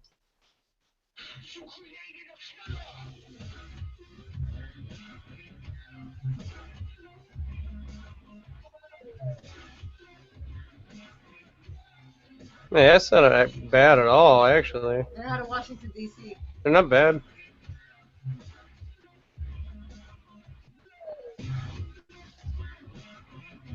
These guys are sick as fuck, Yeah, especially in concert. that's not bad at all. Here, let me show you something I think you would like a lot. Where's Hacktivist is really good. I love Activist, yes!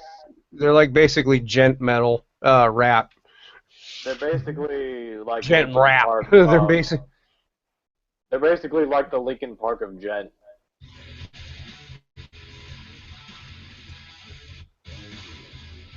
Found these guys a while back, and I'm like, dude, this is like everything I like jammed into like one track. I mean, it sounds pretty generic when you start listening to it, but Becky, all right.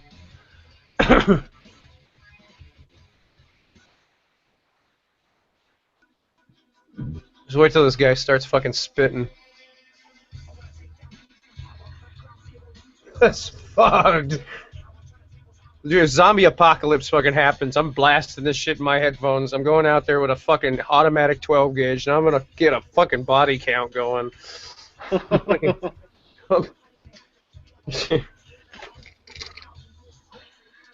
This is sick as fuck.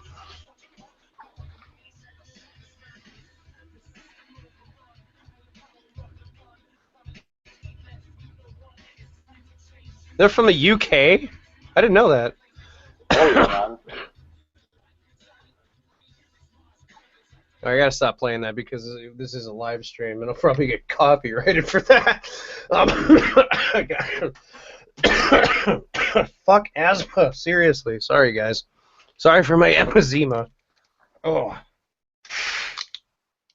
Dude, I used to have asthma problems too. I can totally relate. Here's the fucked up part. I never had asthma problems until I moved out here.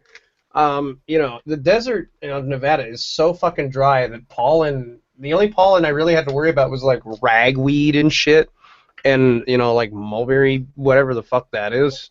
And I got inoculated throughout my life, like vaccinated and stuff, and after like 4 or 5 years straight of that, up until like my mid-teens, I was fine. Never had allergies. I mean, my body was, immune to it. And I move out here within 2 weeks.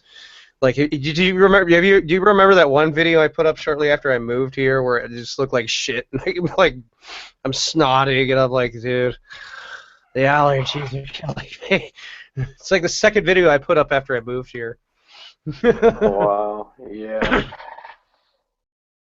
That's it. You wanted to share some music? I Yeah. posted it in there. Oh. Yeah, I posted it in the message. I'll give you a fun fact about this band right here.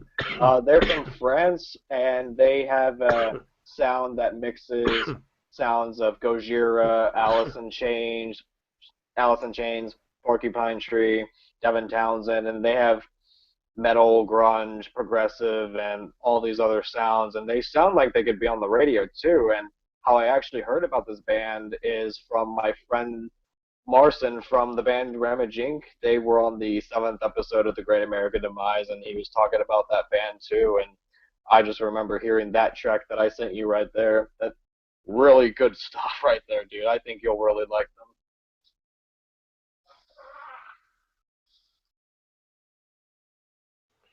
I definitely hear the Porcupine Tree in this so far. Yeah, and you won't get copyrighted for a song, so you can play it a little bit longer. Since they're that underrated. These then.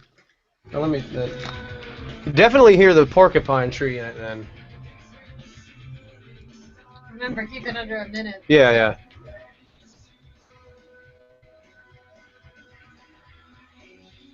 Clonosphere is a cool name for a band.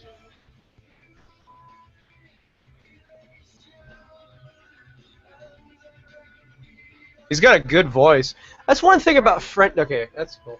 That's the one thing about French metal bands. They all have really unique singers. Like Dagobah, their singer's fucking great. He has like the best like death roar fucking scream ever.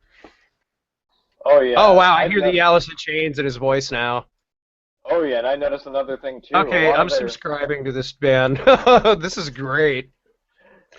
And I noticed another thing about French bands too. Like a lot of their gutturals, they're really clear. Like you can hear everything they're saying when they're screaming. Yeah, it sounds so brutal. Like the newer singer. Yeah, oh yeah, definitely. The newer singer Nemec does that because he's a French guy too. He was in the band Scarve for a very long time. They're a band that really went under the radar. You should look them up. Scarve. Scarve. They're really good. Yeah, Scarve. They're fucking great. They've got a lot of really technical shit. They're a lot different sounding than this, but they're pretty good. Wait, so what is this band called? Clonosphere or Clone? It's Clone. I guess Clonosphere was just a thing they named their channel, but the real band honestly, Clone. Clonosphere is a great name for a band. It sounds like what am I thinking of? Klonopin. It's for what is that thing that gives you seizures?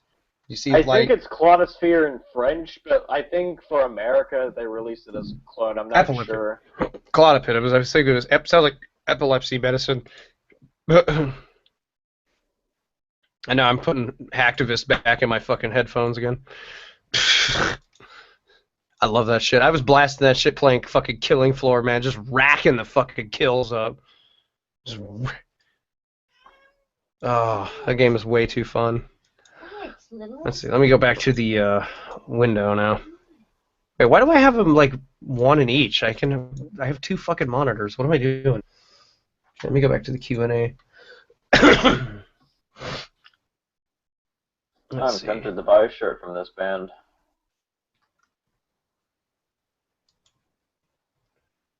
Let's see. Yeah, My Plague from the Resident Evil soundtrack. The guy says, yes, that's the song I was thinking of. That's a good song. Let's see. What do you think of old school grunge versus modern grunge? Honestly, I don't even know if I know of any modern grunge bands, to be honest. Are they talking about Like, what do you mean? grunge? I don't know. I mean, like, what do you mean, like, modern grunge? Because, to be honest, the only band I can really think of that I know off the top of my head that still does grunge is the Melvins, but they invented grunge, really.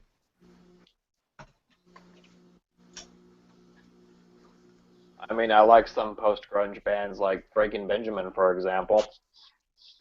Yeah, me too. They're actually all right. I'm glad they got back together, too. Oh yeah, dude, and their new album they released in 2015. Nice. Yeah, that wasn't bad at all. That was a decent Yeah, it reminded me of Phobia quite a bit, and Phobia is my favorite album from them. Which one? Phobia? Phobia, yeah. Yeah, that was the second one, I believe. That's the third one. Second one was it had the single "So Cold." I forget the name of the album. Yeah, that's what I thought of. Well, I know which one you're talking about now. Yeah, no, that was the second one. Phobia is a good one. So was the second one that they did as well. The first one was a pretty good record too. Oh, We Are Not Alone. Or yeah, that was it. Yeah, that was a good one. That brings me back. I used to listen to that record when I was still at a martial arts dojo when I was like 14. I wanted to be a ninja. And I'm reading I'm a Hero. I Am Hero. Oh, that's a fucked up manga. I'm a Hero. Oh, is it a different one? No, it's the same thing. It's I'm a Hero. Oh. That fucking manga is fucked up. It's like I Am Legend and shit, but just like way more brutal. It's basically there's this nerdy comic book artist assistant guy that faces his own kind of like illusions in his head in the first part of the comic. And what ends up happening is this zombie apocalypse virus mutation thing happens, and you watch all of Japan go to shit, basically. And he's one of the few people that's able to own a gun in Japan, and throughout half of the first comic, he doesn't even use it. So it's... Most people probably wouldn't. They'd be too scared shitless. Well, the thing is in most of this, they're still trying to hold on to normal society because they don't know what to do with all this. So they're like, that man's eating somebody! Somebody do something! Why don't you do something? And it's like, and then that person jumps onto somebody else, eat the fat guy over me! That's literally what happens because that's sometimes how rude some people can be. Yeah, people can be pretty stupid and shitty. Well, no, that's one of the conventional stereotypes that tends to happen. Oh, well, that girl's fat, we should just make fun of her for those things. That's where a lot of Japanese face a lot of criticism and bullying. So because he's one of the social rejects, he's not really normally a hero in his own story. He's like an anti-hero in his own story. Yeah. That's interesting. He's an anti-hero who's a hero who's a hero, and he's still not a hero at any point. But the fact that he's the second manga character I know of named Hero since Gundam. But I mean, he's like anti-hero meets the kind of average Joe guy that doesn't know what the hell to do with this situation, but he's just figuring it out as he goes. Speaking of Gundam, I think Brian will like this. Let's see. Ah, crap. Popped his little But if you crown want off. something that's worth a thrill, that's going to be better than... We were talking about random stuff, and I brought Gundams up, and I'm like, well, if we're talking about Gundams, here's something Brian will like. Now I got to reassemble his head. Here you go. That is fucking awesome. Oh, yeah. I love that. He's the one with the dragon arms and shit. I haven't watched Gundam in years. I got this SD Gundam as well. I just finished putting him together. I don't think he's official, though. I don't think he's an official one, but I fucking love his design. He's like just covered in blades. I can't wait to go to Japan, man. They have a fucking they have a Gundam store there that has just walls of that shit, and I'm just like, Yeah, I'm gonna walk out of there with just a box load. Yeah. There's some stores over there that resell them at fucking ridiculously low prices. Like you can get like master grade Gundams for like $10. I'm like, what? Seems too good to be true. I don't know. I mean, I've seen them on like collector sites and stuff, but I'll have to see for myself. Let's see. Yeah. Death asks, has anyone here played APB Reloaded? I have for a while, but the only thing I don't know. It's been so long since I played it. I think the last time I played it was like in 2012, to be honest. I didn't like the fact that it was like GTA minus all the stuff that makes GTA fun. Like you can rob banks, steal cars, and do lots of crazy shit. It's like basically open world is GTA, and it's sort of like GTA, but when the cops pursue you, you only can hide or try to escape them in time.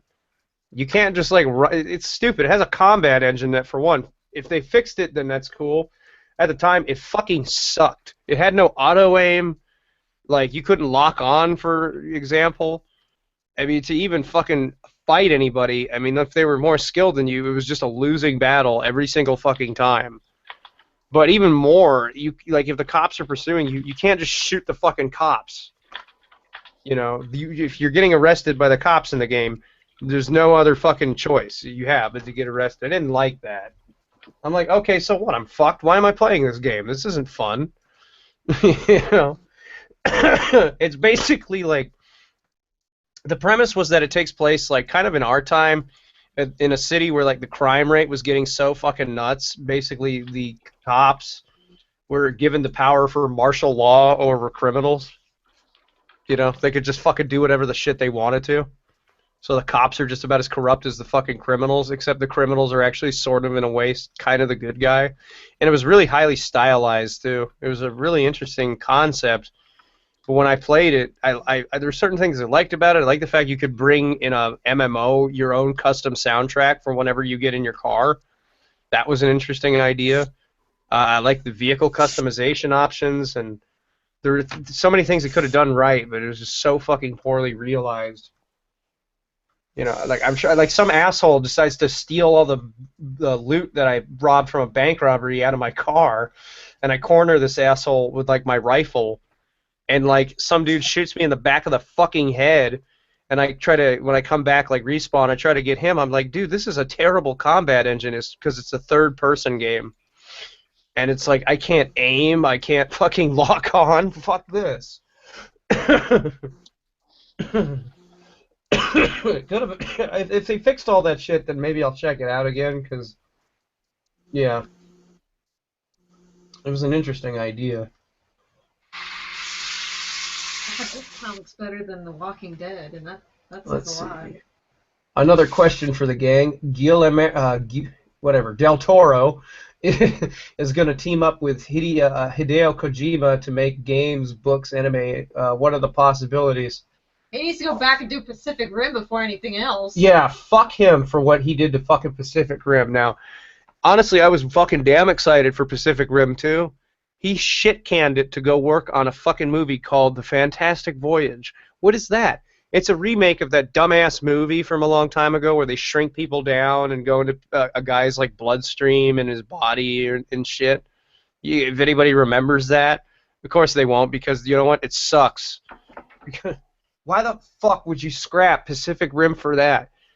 You know, well, nobody went to go see the Crimson Peak movie I did. No, because it was fucking horrible. Not even fucking Tom Hiddleston could save that fucking movie. It sucked. A buddy of mine, Patrick, went to go see it. He's like, visually, it was astounding. And that was it. He was like, other than that, it blew. You know, Del Toro, he's a great visualizer of things. When he wanted to set out to make a great mecha movie, he fucking did just that. But why the fuck would you remake Fantastic Voyage? You know, here's the thing that no one asked for. I know. Here's the thing that no one wanted. I know. So why the fuck are you doing it? It's stupid. But if he actually does hook up with Kojima and finishes the PT, the portable, not portable, Becky's gonna bounce out, by the way. But if he does finish up the PT thing that he was working on. Fuck yeah. But yeah, Becky's apparently bouncing out for the night. I got something the adult thing tomorrow. Oh, you got to adult tomorrow? I got an adult tomorrow. You have to adult. Hello. Bye, Becky. The fuck does that imply?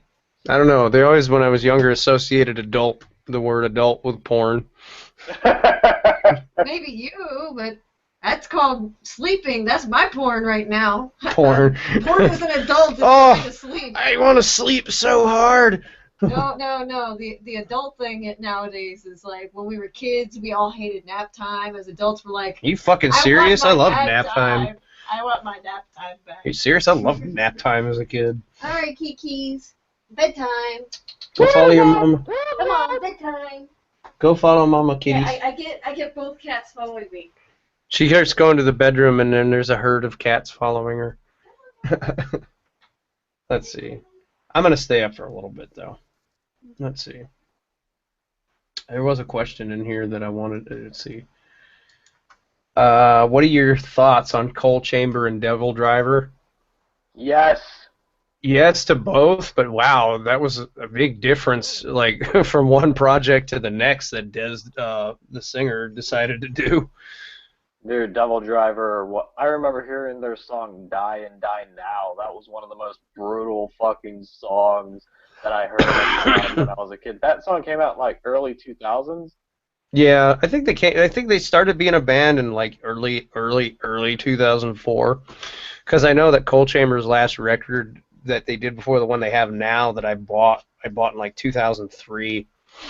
And then I think that's when he was done. Coal Chamber's bassist is much eye candy, by the way.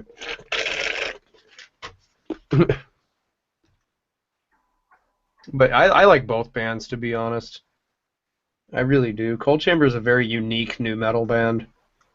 I know somebody asked like what would be my top 5 nu metal bands. I would definitely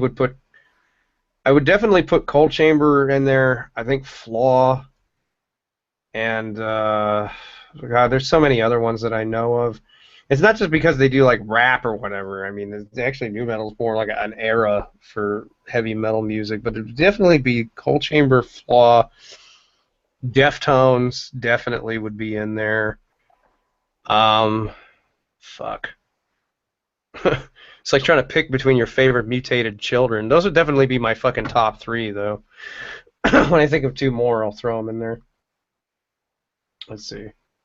And the vocalist Dez is 49 years old, and he can still. Are you fucking serious? He can still do the crazy shit with the vocals. Yeah. He's 49? Yep.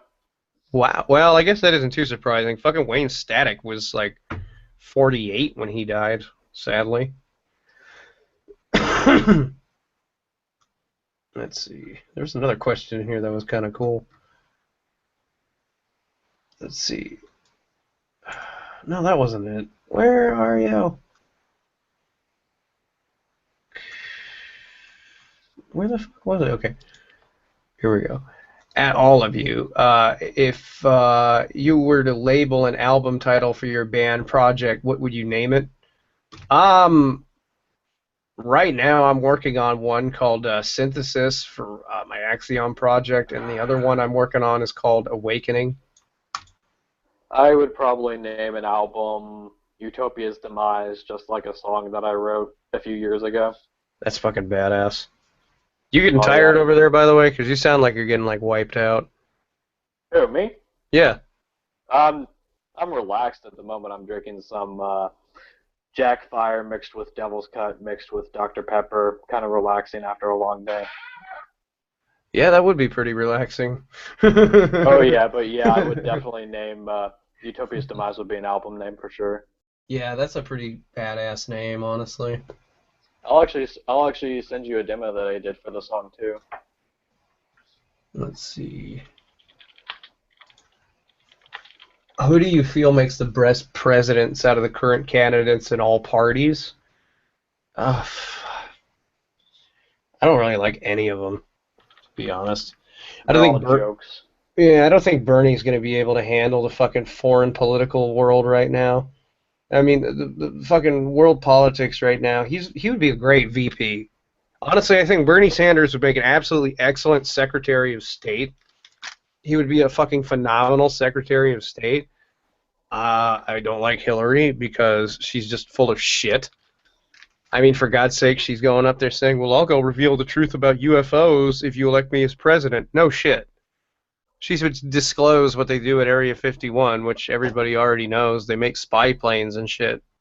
Not to Like mention, why would you say something like, if you make me president, I'm gonna reveal the truth about this? I mean, if you've been in power for this fucking long, then why don't you come out with the freaking truth Well, that's already? the fucking thing that's funny to me about this, and the only reason I know about this is because I know people that actually worked around jobs.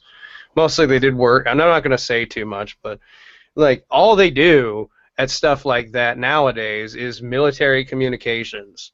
That's all stuff like Area 51 is. Like, and if you ask them nowadays, some people will say, I'm not going to tell you what I did, but I say I worked in communications. Okay, so what? They did satellite networking. That's where like the majority of your wars are fought now anyway. They're fought through like almost trolling, almost fucking with people's communications and shit. So she's gonna sit there and she's gonna reveal the truth about stuff most people who are like at least in the know about this shit already know about, and tell people nothing. But the thing is, you got to do that to be taken seriously as a presidential candidate. That's insane. Trump is pretty self-explanatory. I mean, there are things that I like his abrasiveness. We need a president with a brass set of balls, definitely, especially in today's world. But I don't like the fact that he's really ruining his own reputation right now. Not only that, but freaking when people nowadays hear terms politically incorrect, and let's say you, Stevie, and I say we're politically incorrect in our views, some people automatically think that we're justifying racism and bigotry. No, and just because, and no, and also being you don't need to be politically correct to be a decent human being, but the way that these people are trying to change the meaning of terms like politically incorrect and politically correct, it's absolutely insane, and it suits their own agenda to make everyone into this molded PC culture where I can't say this in one sitting. I'm sorry, but just no, I fuckery. understand. It is fuckery, Honestly, honestly, if anybody, I'd probably just end up voting for Trump. And I hate to say that, but I just like the shitty thing about our elections in this country is you're always fucking picking the lesser of two evils. And at that point, it's like you have to think to yourself, is it worth it? Is it fucking worth it? I mean, if you're only going to pick the lesser of two evils, and that's the only option that you're left with, is it? And if you don't vote, then you don't get a choice to say anything in the matter. I mean, it's really fucked. Not to mention, freaking, I have a personal belief that Donald Trump is saying half the shit that he's saying just to get into the media limelight, because if you really think about it, Donald Trump's been really good at marketing all this time. Like, he has his TV shows, he has his businesses, hotels, and everything like that, because he's got really good marketing. Like, and he's been known to be a Democrat and support things like abortion and all that other stuff beforehand. So why would he change all of a sudden? Why would he say the stuff that he's saying or use certain terms that he knows that are going to piss people off, unless it's for the purpose of getting attention? And then what if he wins? What if he wins, let's say, hypothetically, and then turns around and says, I'm not going to kick all Muslims out of America. I'm just saying, I just said that shit just to get president, and now I'm president. So, yeah, I don't know. Yeah. Sounds I agree. Yeah. It really is just basically boils down to that. I mean, we could talk about this shit all night. Maybe do like another hangout for it. But I totally agree with everything that Stout just said. Yeah, pretty much. Yeah, and for the record, for anyone that wants to take key things that I say and twist them for your own personal agenda, I don't support Trump either. I'm just pointing out a scenario that a lot of people overlook as far as Trump, because they only focus on what the media portrays him as.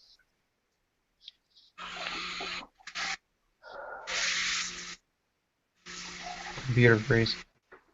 Oh. Hello? Can you hear me?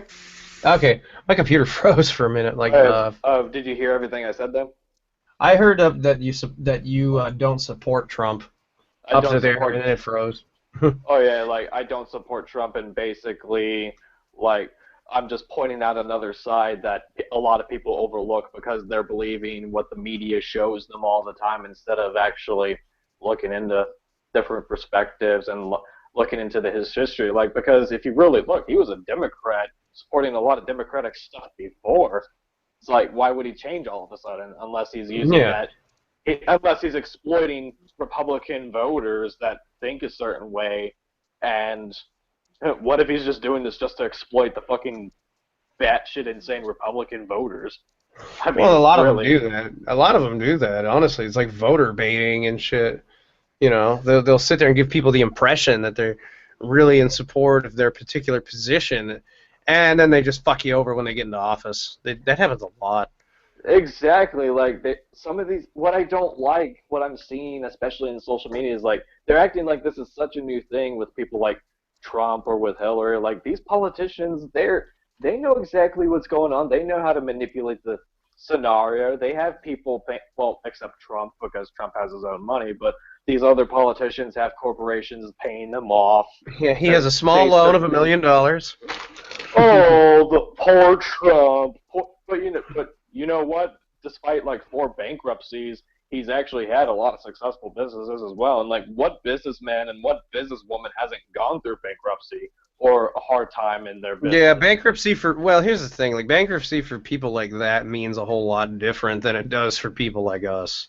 Well, that is true, and I'm not belittling that, but it's just like out of that to say that he's been bankrupt in a small number of businesses compared to the more successful ones. It's like, yeah, okay, he's had some failures, but like that could just be me looking into his perspective. I don't fucking know. Yeah. But no, that's kind of how it is, really. It sucks. Like I said, it all boils down to when you vote, you're voting for the lesser of two evils. Honestly, I guess I'd really only vote for Trump because he's the only candidate that has the fucking balls to really do what needs to be done, as shitty as it is. And really, those are kind of the options this country's left with because too many people pussyfoot around too many issues that we have. If you do that too long, you only get left with kind of shitty options to deal with them. You know, you boil the problem up too big. Yeah, and not to mention the independent party is pretty much non-existent as far as everything goes. That's why you see people like Ron Paul and Bernie Sanders go from independent to Republican or Democrat. Yeah, that's why it's so hard for me to justify being an independent fucking person. Because there's no more independence left. You know, you can choose your personal politics, but you know, when nobody that you're able to vote for is in line with that, what the fuck are you gonna do? Exactly, and then another thing that frustrates me as far as politics, like when I see people sharing all this shit about Bernie Sanders, like he's gonna make college tuition free and he's gonna make everything free. At the expense of the taxpayers, in which taxes are going to increase, not just for the 1%, by the way. This affects everyone, especially when you make everything from Medicaid to tuition and all that other shit free. It's good for ideals, sure, but that's not how reality works. Yeah, no, not at all. At all. Like, I would love to go back to school for free and not worry about tuition or college loans. I would love. But then if you have no tuition, he doesn't realize like how the hell are the fucking professors going to get paid? How are the universities going to make money? You know, well, you could take it out of the taxes. Are you stupid? What the fuck is the point of making it free when you just arbitrarily raise the shit out of taxes, asshole? And another thing about minimum wage. Too, is that he thinks that everyone getting paid $15 an hour, that's going to stay. You're thinking $15 an hour where everything else stays the same price-wise. That would be a lot better, sure, but realistically, when payment goes up, then everything else goes up. gas will go up, food will go up, everything else will go up. If everything stayed the same while your pay rate got up, yeah, ideally that would be awesome, but that's not how economics works. That's not how any of this works. Yeah, no, you can't. You can't fuck one up. But you can't make something like, free just because you want it to be free in this country, because something else will suffer for it. But wait, it works in Denmark and it works in these other countries. But let's Yeah, look but at they this also country have a really different quickly. currency. They also have a different government, and that's what the kind of people don't realize. People in Denmark Another thing consider too, socialist. and another thing too, we have over 300. We have over 350 million people in America, and more people coming in due to immigration, due to people not closing their legs. Whereas these other socialist countries, they have what, 100,000 to a couple million people, where it might work over there, but if we tried that shit in America, yeah, no, it's not going to work. No, not at all, because they're socialist countries, and they've had socialized institutions for so long that it's solely beneficial to them because of that. You'd have to change the entire political system as well. Like, a president is not... Even if Bernie Sanders were to become president, half the shit that he wants to propose would not go through Congress at all. If anything, it's going to cause more government shutdown, just like we've had with Obama. And that's the last thing we need, because, what I really don't like is when they do these government shutdowns, because these assholes...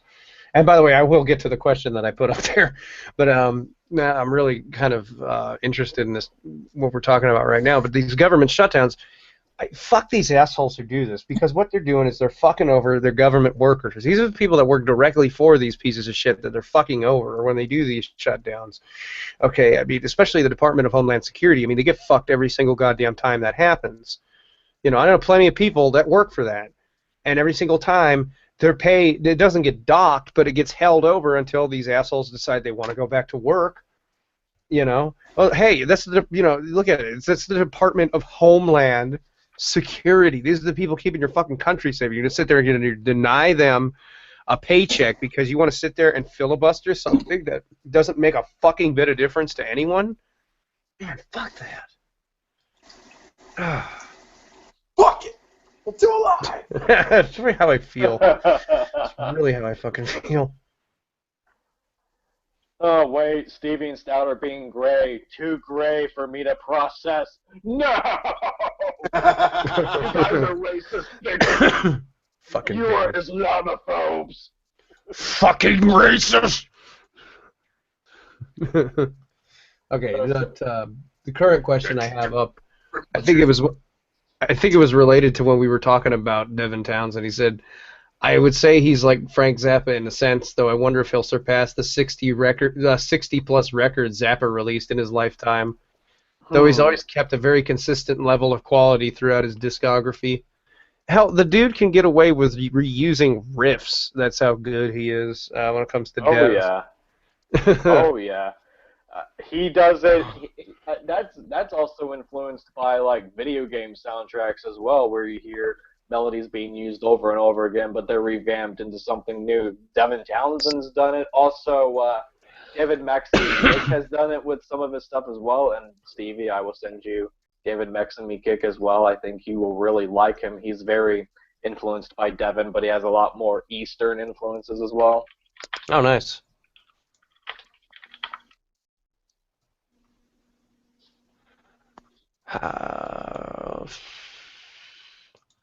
Three Inches of Blood is a very underrated band.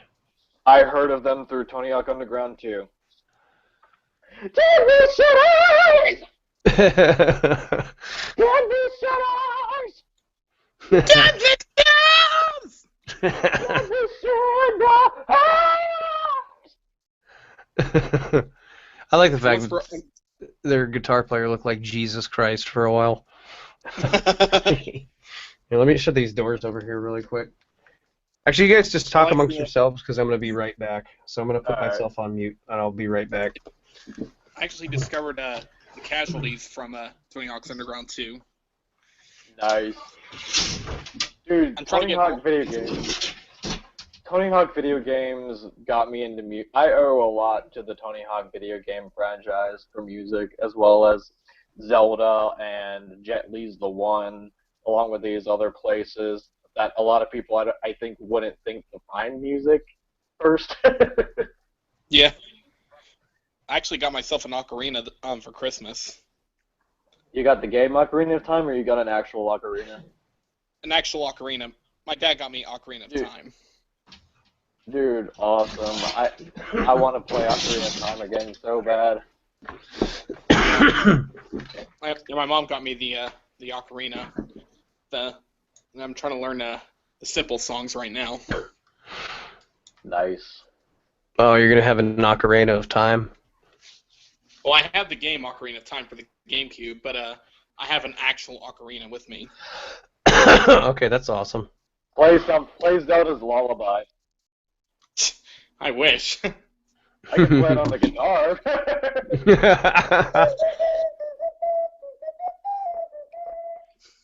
I guess you're trying to do Saria's song.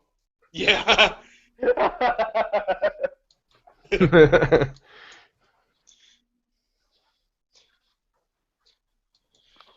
Yeah, we have actually one of those things around here. I think it's back here somewhere. Let me go see. I think it's back. It's somewhere around. Have you seen the remix of frickin'? You've seen The Fresh Prince of Bel-Air, right?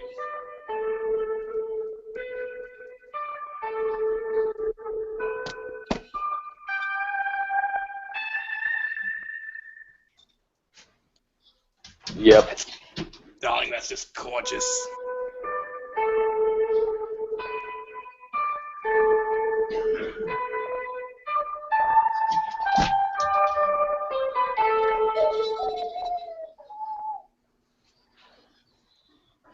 Brilliant.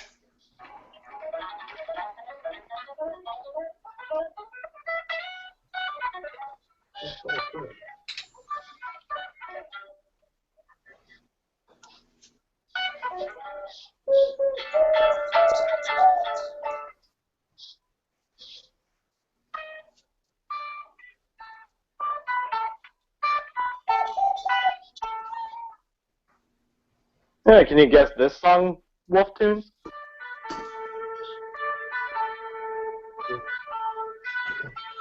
I know we have one. I just don't know what it is. I know that one. Tell me. It's like it's from Zelda, right? It's from Ocarina of Time. Yeah, it's like the chime to like summon Epona. It's Epona's song, yeah. Yep. Nailed it. Whew.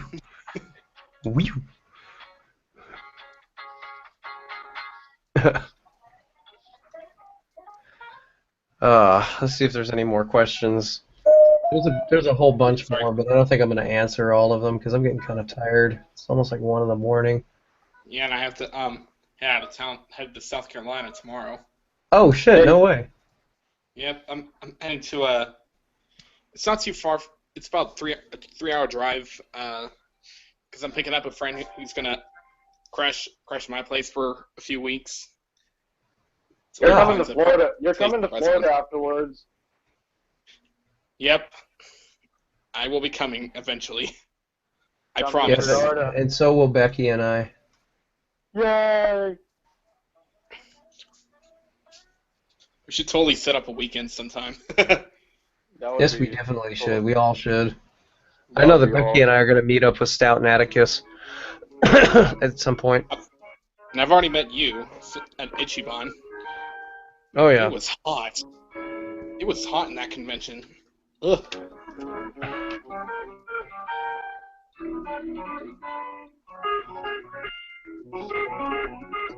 Hang on a second. And where's my... I know you can play the Great Fairy Fountain theme on the...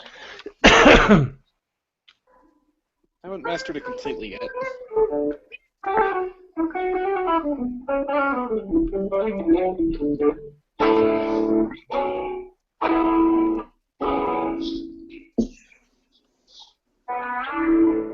Okay, so I definitely did not just win a $900 million jackpot for the lottery, so that kind of sucks. Dang it. Dang it, Bobby. Dang it, Bobby. Well, I'm getting pretty tired, guys, so I think I'm gonna wrap this up. Alright. Yep. Don't leave! No!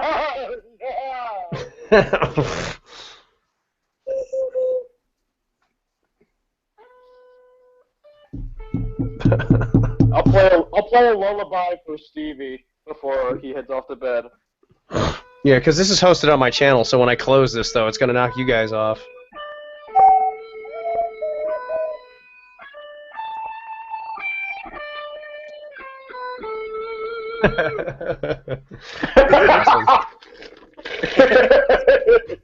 I hope everyone watching, though, had a whole lot of fun, because this was great. Yeah. Alright.